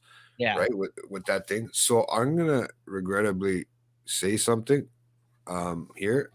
But honestly, when they were both laying in the bed together, I had to look to see if there was a bulge when the one Jules was in her underwear. I look and there's a bulge. Go back to the scene. I can't remember what episode it's on, but there's a bulge there. So Yeah, it but you know that does. they're actually casting people that are, you know, that Yes, that's I know. fake. That's why I wanted to see if this was Yeah, real because she still looks like a girl, regardless with her when she's laying there on the bed with her panties. that's what they want. No, I know. So I get it, and I know that's where she's going with this whole with her operate with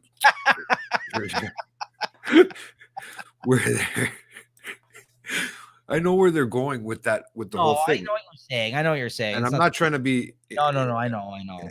anything. I'm not trying to be bad about it, guys. Like, yeah, the banner's there. I'm not keeping it up because I'm not really that worried. Because I think that this. Yeah, that's the point. Yeah, yeah. No, I hear what you're saying. No, I get I it. understand, and I understand it in here. Sorry if I'm not coming across it. No, I get what you're saying. Yeah, I know.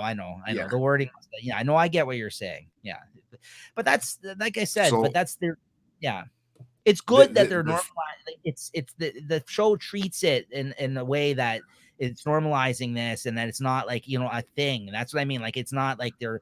That's the main focus of it, which I appreciated of it, because they kind of were just like, yeah, now we go to school with people that are, you know what I mean? Like, you wouldn't see Yeah. that on something before. So like, and the way they treat it and the way they go about it, I think it's pretty good. And not just that, it's interesting.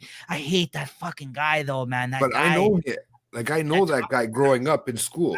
yeah, no, but that's what I mean. Like, he's such a dick, that guy. Like, that's such a piece of shit. That guy's evil, bro. That guy's evil. He's like toxic masculinity in a person. Like, it's crazy. In the jock, right? You're talking about the jock that's actually evil. gay.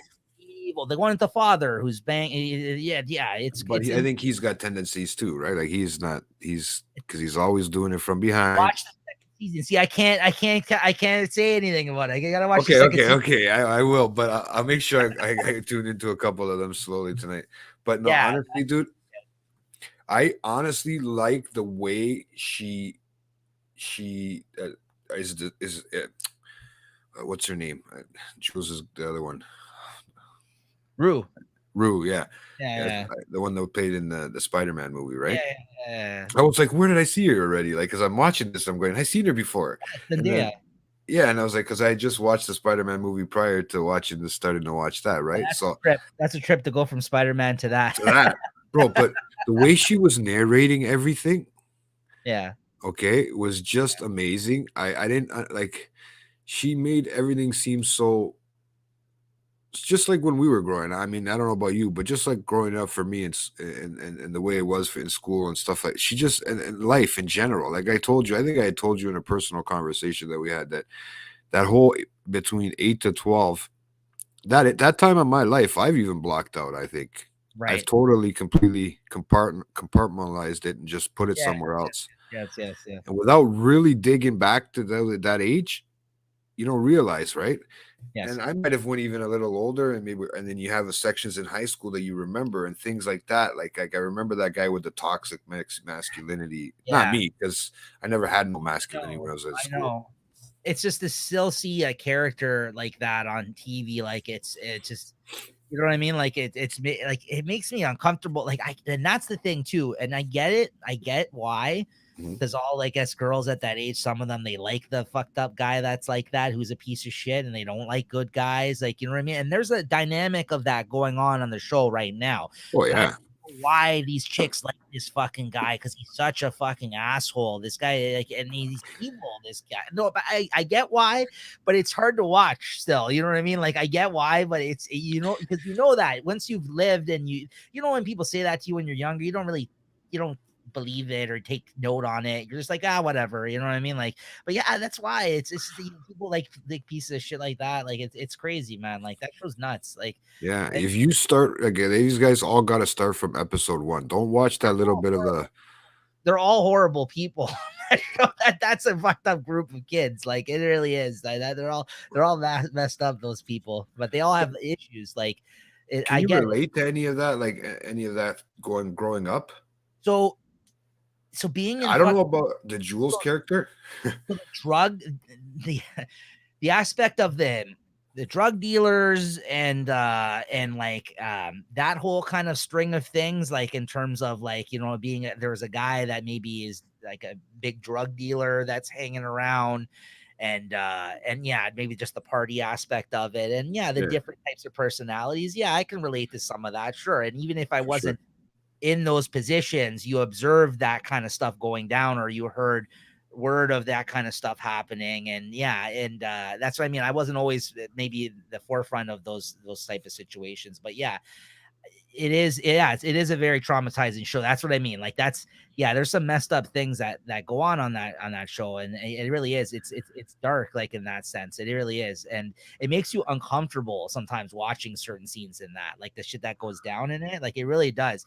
And that was the thing. It's interesting you touched on, Jay, because I was just asking Christine that this week. I was like, if there's a moment that's so traumatic in your life, and you're supposed and they talk about people blocking that shit out, how are you even supposed to know that you had a traumatic moment like that if you've blocked it out? Like, I guess you wouldn't, right? Isn't that the whole point of that? That's what I mean. That's why I said to her, how could you recognize that you had a traumatic moment if you couldn't actually, if you have blocked it out? Like, you're just waiting for something to like, you know what I mean? Triggers. There's probably triggers, bro. Yeah, but I guess you wouldn't know, like, on the right, like, or else it wouldn't have been suppressed memories, right? Like, that's what I think of that.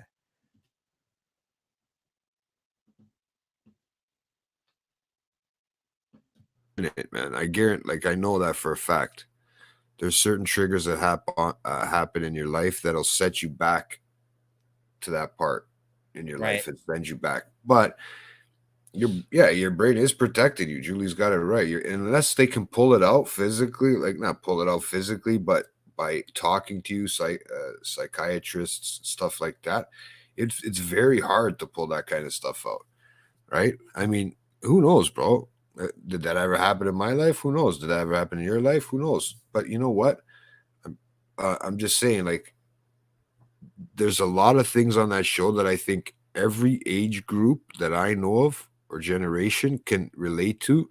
And the way that they're talking about it in this one is just they've almost nailed it. I didn't realize it was, I thought I had watched, but I was thinking of Utopia, not Euphoria, which was so funny because I'd watched that already. So then I went to go click on it and I'm like, okay, I don't think I watched this show. Yeah.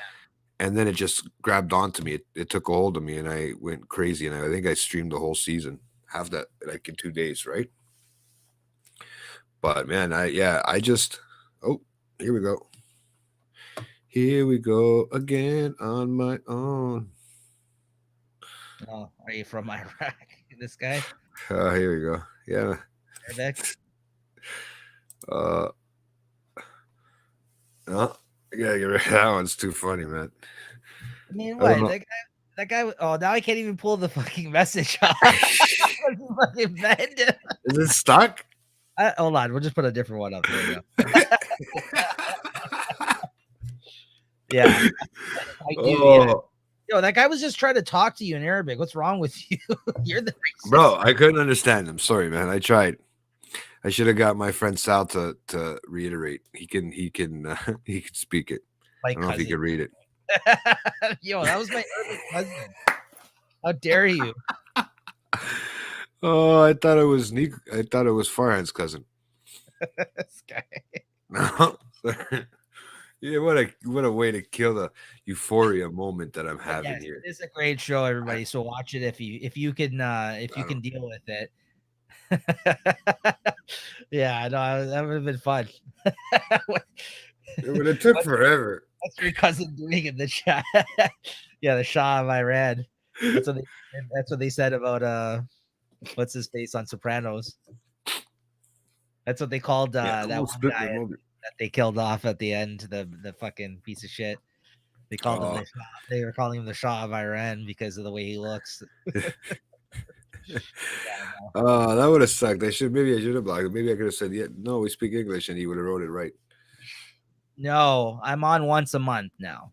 I'm part of the rotation now of all the different hosts now on so next week, and we're gonna mention at the end of the show. Next week, I think Julie's on actually with JT.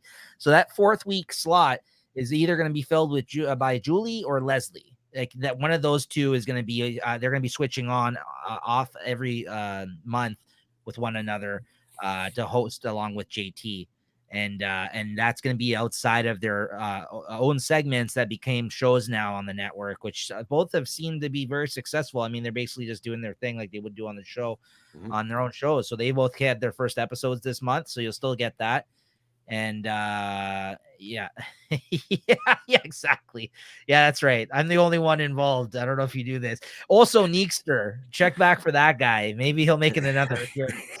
I know you guys all really that went over really well. Jay couldn't deal with it, so it was kind of disappointing. I think the chat was just they didn't know what to do with it either. I think it kind of was. I didn't know what to do with it, man. That's why I was going to start talking to you with my own glasses back on. It was throwing me off. Once he was on for half an hour, I was just like, okay, I guess enough of this. Go back and watch how he drinks his juice, how he drinks his water. Lucky JTA, all the ladies. Oh man, but no. Honestly, like that moment, I think that should be cut up and put in the best of clips. Oh my god, bro! I honestly, if I was drinking coffee at that moment, I probably would have spit it all over the computer. I know. I don't know about that guy either. Maybe that was on purpose. I don't know. Yeah, that's what I'm starting to think too, man. No, that's after everything is said and done, that's what I'm starting to think now. I'm like, you guys will he's go playing back my music like me. You guys will go back and watch that episode now with more context and be like, "Wow, this Neekster persona he's a genius." This Neekster. Yeah. Oh my god, that's too much. No. But honestly, that water scene killed me. I was like, "Is he doing?" He's gone a little too far with this. Because we're already over 2 hours here. I don't know how we do it, Jay. I mean, when you fucking get to talking, but. And now I gotta wait a whole month. So quick, man. Fuck. Wait a whole another month now to hang out with this Neekster guy. Ate up a half an hour of the show. This fucking Neekster. We could always pull a shooting the shit to make more of the extras. I already proposed the shooting the shit, guys. I can't talk about any of the upcoming ideas that were coming, but these guys had an HR meeting off the air apparently the other day that I wasn't involved in. These other members of Late Night Chat now are getting very creative, and that's all I'm gonna say. You guys are women are stepping it up. No, I mean everybody. No, I'm just messing with them. No, they are, especially for sure. But like, it's really like there are some interesting things coming down the pipe in the future. Hopefully, like it's unlocked their brain. There's a lot of brainstorming going on. That's for sure. There's a lot of ideas for different things to do, special shows.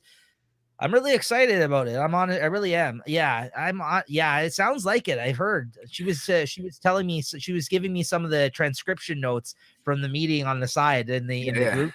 Yeah, and I'm very interested in what's going on. Honestly, yeah. So we're stay tuned, guys. I think it's just nuts, man. I think this is gonna be our best year yet, to be honest with you, because like the last few months, there's been a lot of changes. But the ratings have been really good, and look at the content. Like this past week of content, I can't stress that enough. This is crazy. This last week, like now there's nothing next week because we've literally everything planned fell on 1 week there. But it was all great shows. Kudos to Jay too, and again for doing your special there again. Good job to you, and great. It was great that they still raised a lot of money, eh? Yeah, I heard about that. Yeah, the Bell Let's Talk special, the special about mental health awareness, maybe we'll just call from now on. But that was great, and that was great. It was a good week of content. Arv did great on the movie show, Late Night at the Movies, as always. Right, he brought his A game, and Arv recovered for that little bit of I got thrown off, and you guys just I could have just bounced. I apologize that night, guys. I was a little off, but I had got a bad call, so I was trying to debate whether I leave the show or not, and I said I could have left it with you two guys on there because you guys would have had more than than enough to say.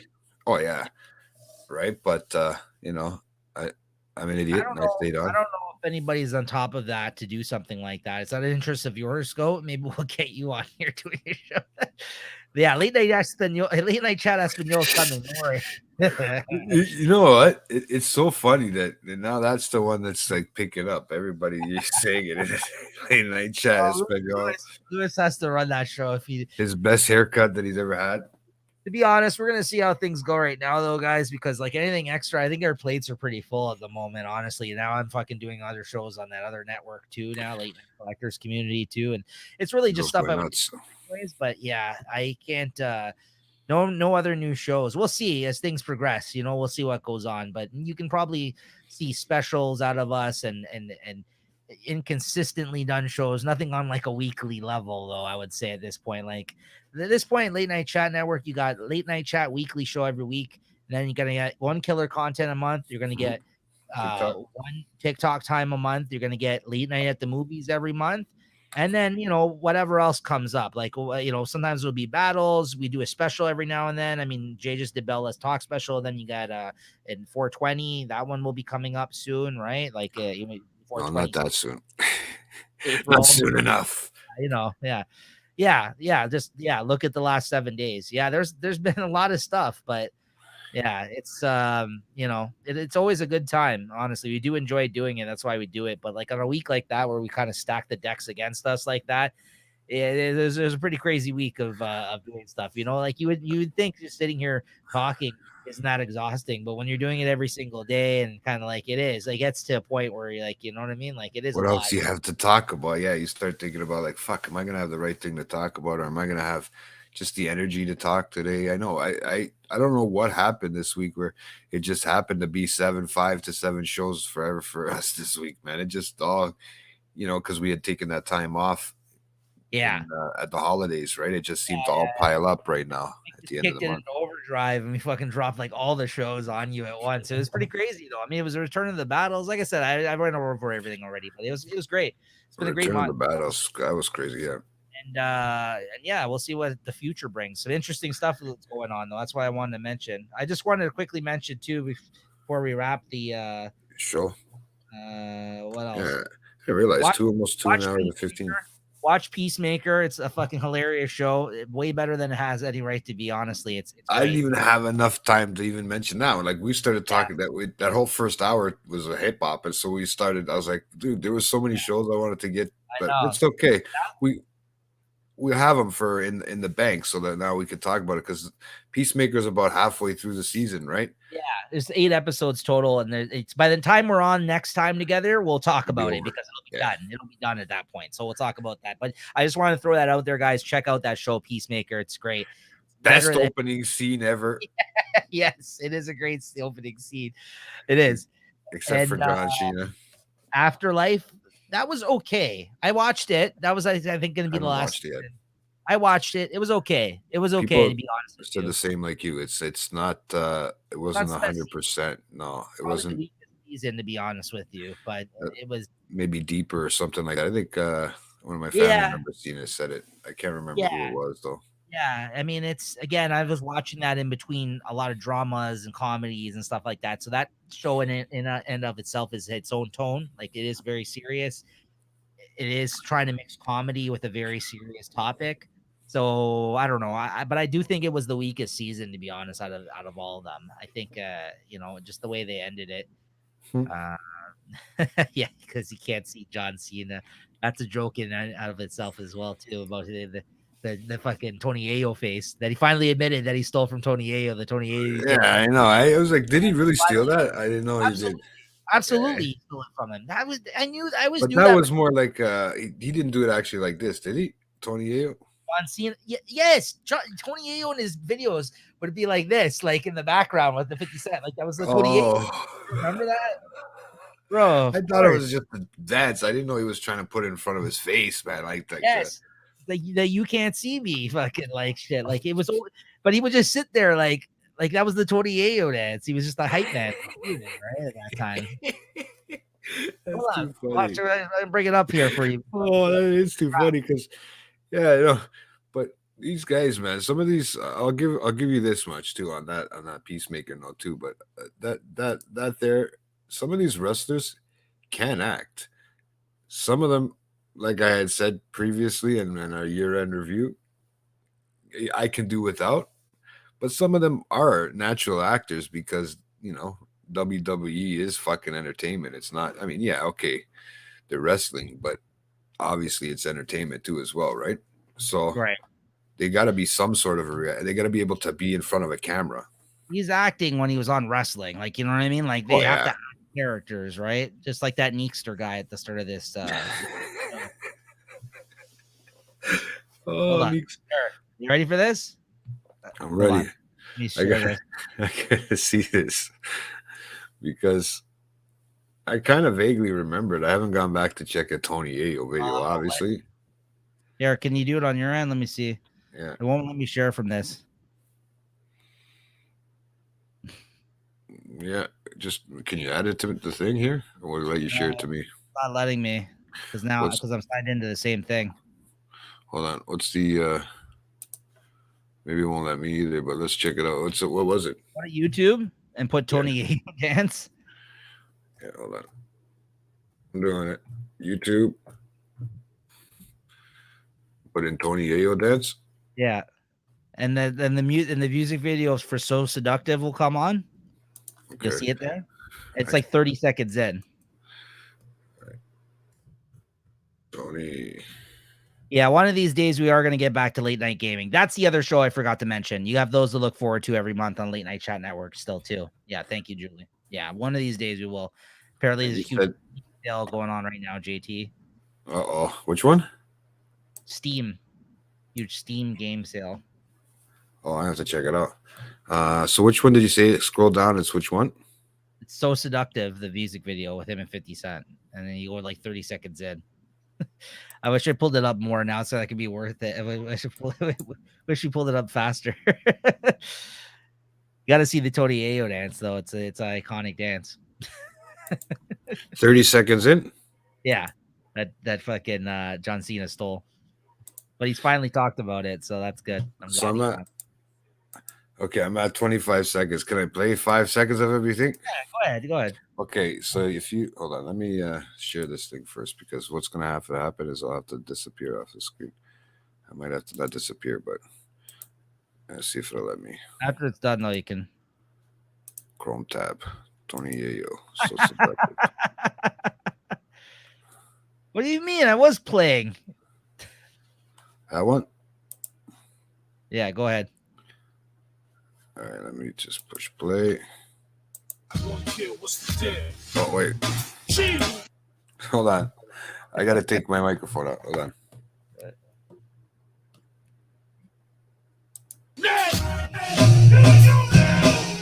Niggas, you know who you with. It's Tony Ayo, bitch. Got the German Lugas with the hollow bitch. Shot Lugas with the extra clips. 50 Cent back on that gangsta. Yeah, I see what you're saying now.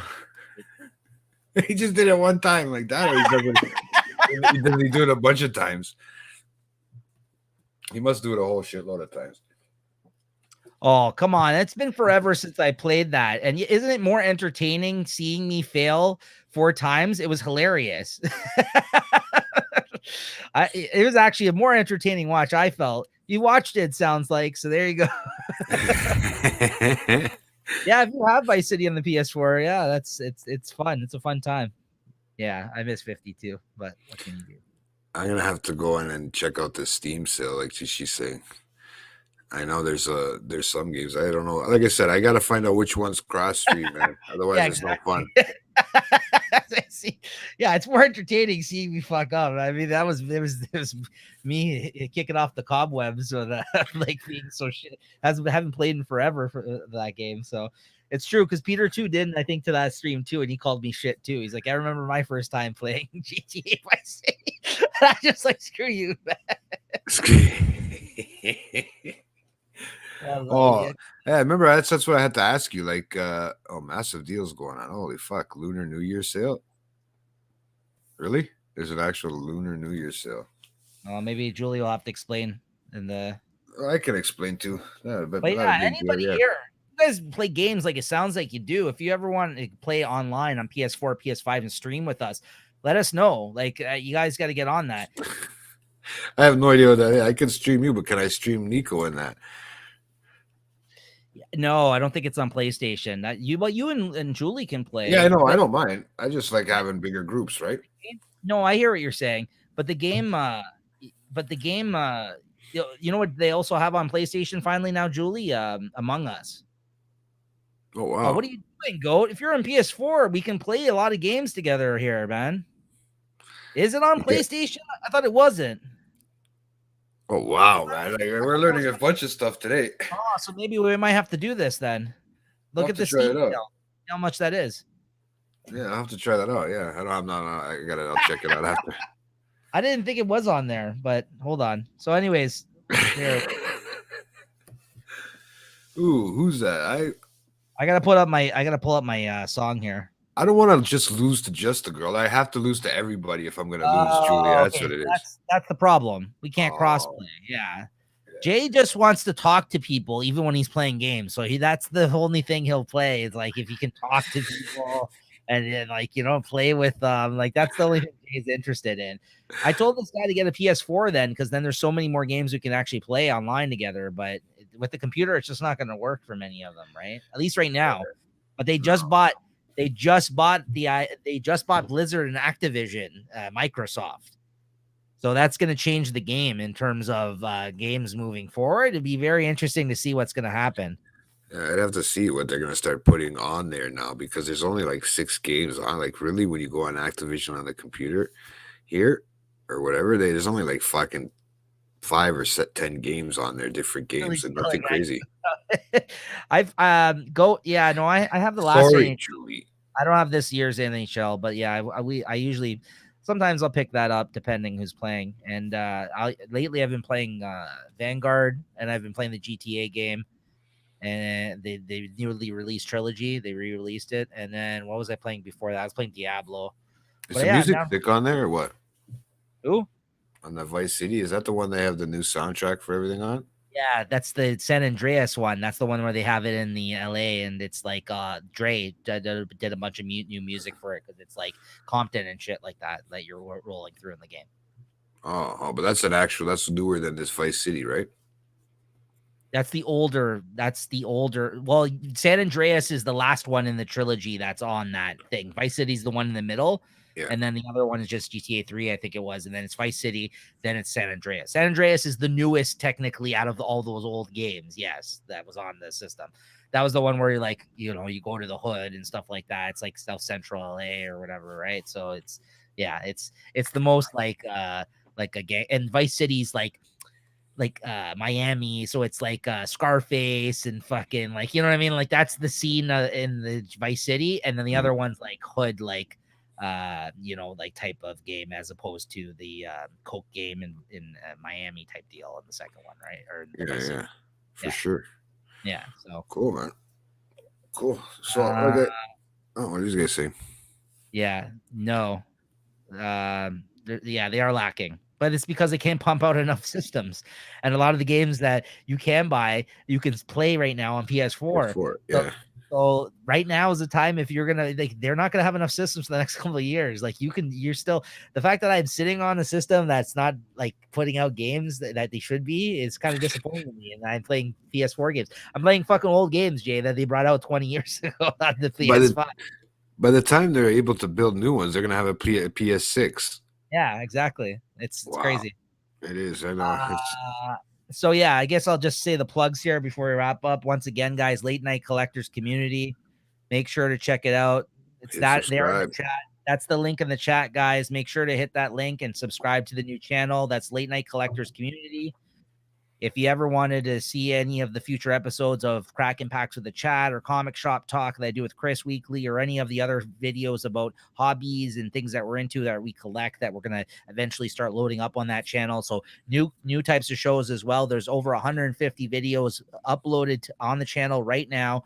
And by the time this airs tomorrow, like we repost Late Night Chat's episode, the next day, everything's going to be gone from Late Night Chat Network. So all of the videos will be moving over to this new channel, which are already up there, but they will no longer be available on Late Night Chat Network. So yeah, so definitely check that out if you get a chance. Make sure you subscribe. I appreciate the subscriber, the people, if everybody subscribes to it, get our subscriber account up. So yeah. I'm sure you guys will get it up. That's what she said. The console gaming is kind of declined, right? How he says. You know what I noticed? stalled out right now. It's stalled right now because of the fucking production. Like But I noticed more cell phone gaming is going on now. The kind of gaming that people are playing are like those war games and shit that they could just set up their thing. And then I've watched some of the people that work, the younger guys that play games on their cell phone, and they'll have one where they just set it to like play itself.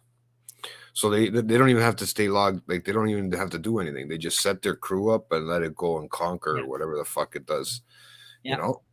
Yeah. And I'm thinking that's kind of crazy, man. It's gonna all be in the everything's gonna be in the palm of our hand, bro. Nobody's gonna have a fucking gaming console. He's probably right about that one day. There you go, the naysayer on the mobile gaming. No, but I've seen certain things. I don't get me wrong, Julie. I'm not trying to say that it's good yet, but it's gonna pick up, man. It can only go up from here. You know what I mean? But I think like it just what you can offer on a phone still isn't where what you can offer like on like a console or on a computer, right? Yeah. Computer gaming is a big deal for a lot of people, more so than consoles, especially now with what's going on, right? But I'm not really about computer gaming myself, right? So anyways. Yeah, no, I hear you, man. Okay, well, did you have a way back or what, bro? I got one ready, so I came prepared this time for one thing at least. Because you can. Please don't put any dance music. I get all kinds like of dance that music. Neekster guy. Oh, I came prepared with the music. At least you kind of did it. I now I get the whole fucking thing. Now in the beginning, I was like, this guy's fucking up the music. What the fuck's going on, right? And I'm like, no way he did that. I'm thinking in my head, you set that thing up so many fucking times. There's no way you fucking did that. Everything else I could understand. It was just that part I couldn't get. Right? Oh my God. I'm not. I know as much as Goat's been asking for it. I'm sorry, Goat. That's not the song I had queued up. So thanks, Rob. Yeah, thanks for tuning in. Return of the Mac. Yeah, no. is that gonna your last name? Is that gonna be Is that gonna be you on next episode? Julie, Return of the Mac Donald. Are you gonna show up as somebody different to late night chat? Jay's not gonna be know who's doing the show anymore. Return of the Mac Donald. I know I talk too much, right?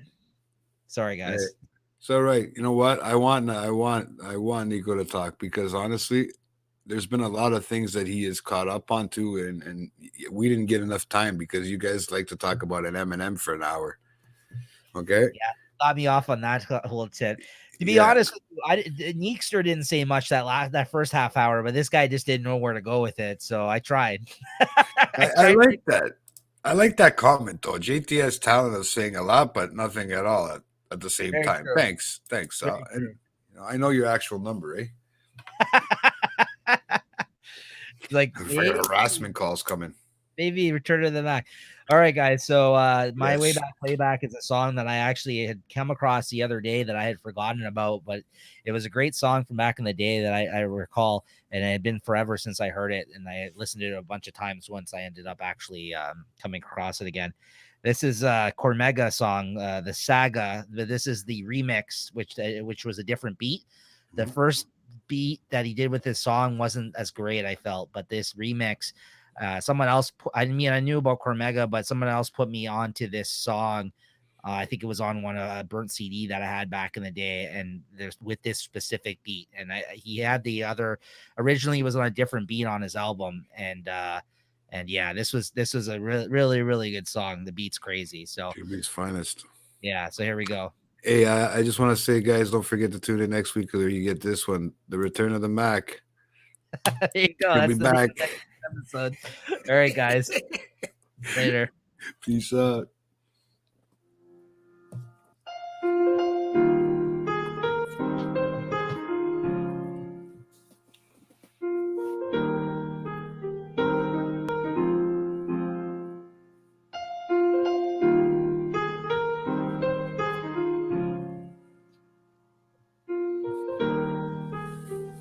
The saga begins, I'm a reflection of the drama within. The ghetto I live in, niggas' moms on crack. Pops just disappeared, first time you get locked up, Who really cares? I see a little snotty-nosed kid with his sneakers on backwards, sleep on a mattress when I go to make a sale. At times I wonder, are we going straight to hell, or does God realize we trying to make it as well? My sleep is interrupted by food on the stove, not gunshots, we immune to those. Some of my friends' first bids is 2 to 4s, others on the run with huge rewards. Mothers watch sons walk through the doors for the last time till they go view it the more. Life is deep, we all just trying to eat. Rap's a mental narcotic, I supply the street. Look at my life, you see white coke and black roses, and tears shed for past soldiers. We all walk in the path chosen. From the cradle to the casket's lowered. I still got the black ski mask to throw on, but I could get richer off the tracks I flow on. I'd be lying if I said I wasn't hustling no more. Life ain't fair, shorty pregnant with nowhere to live, sleeping in the crack house.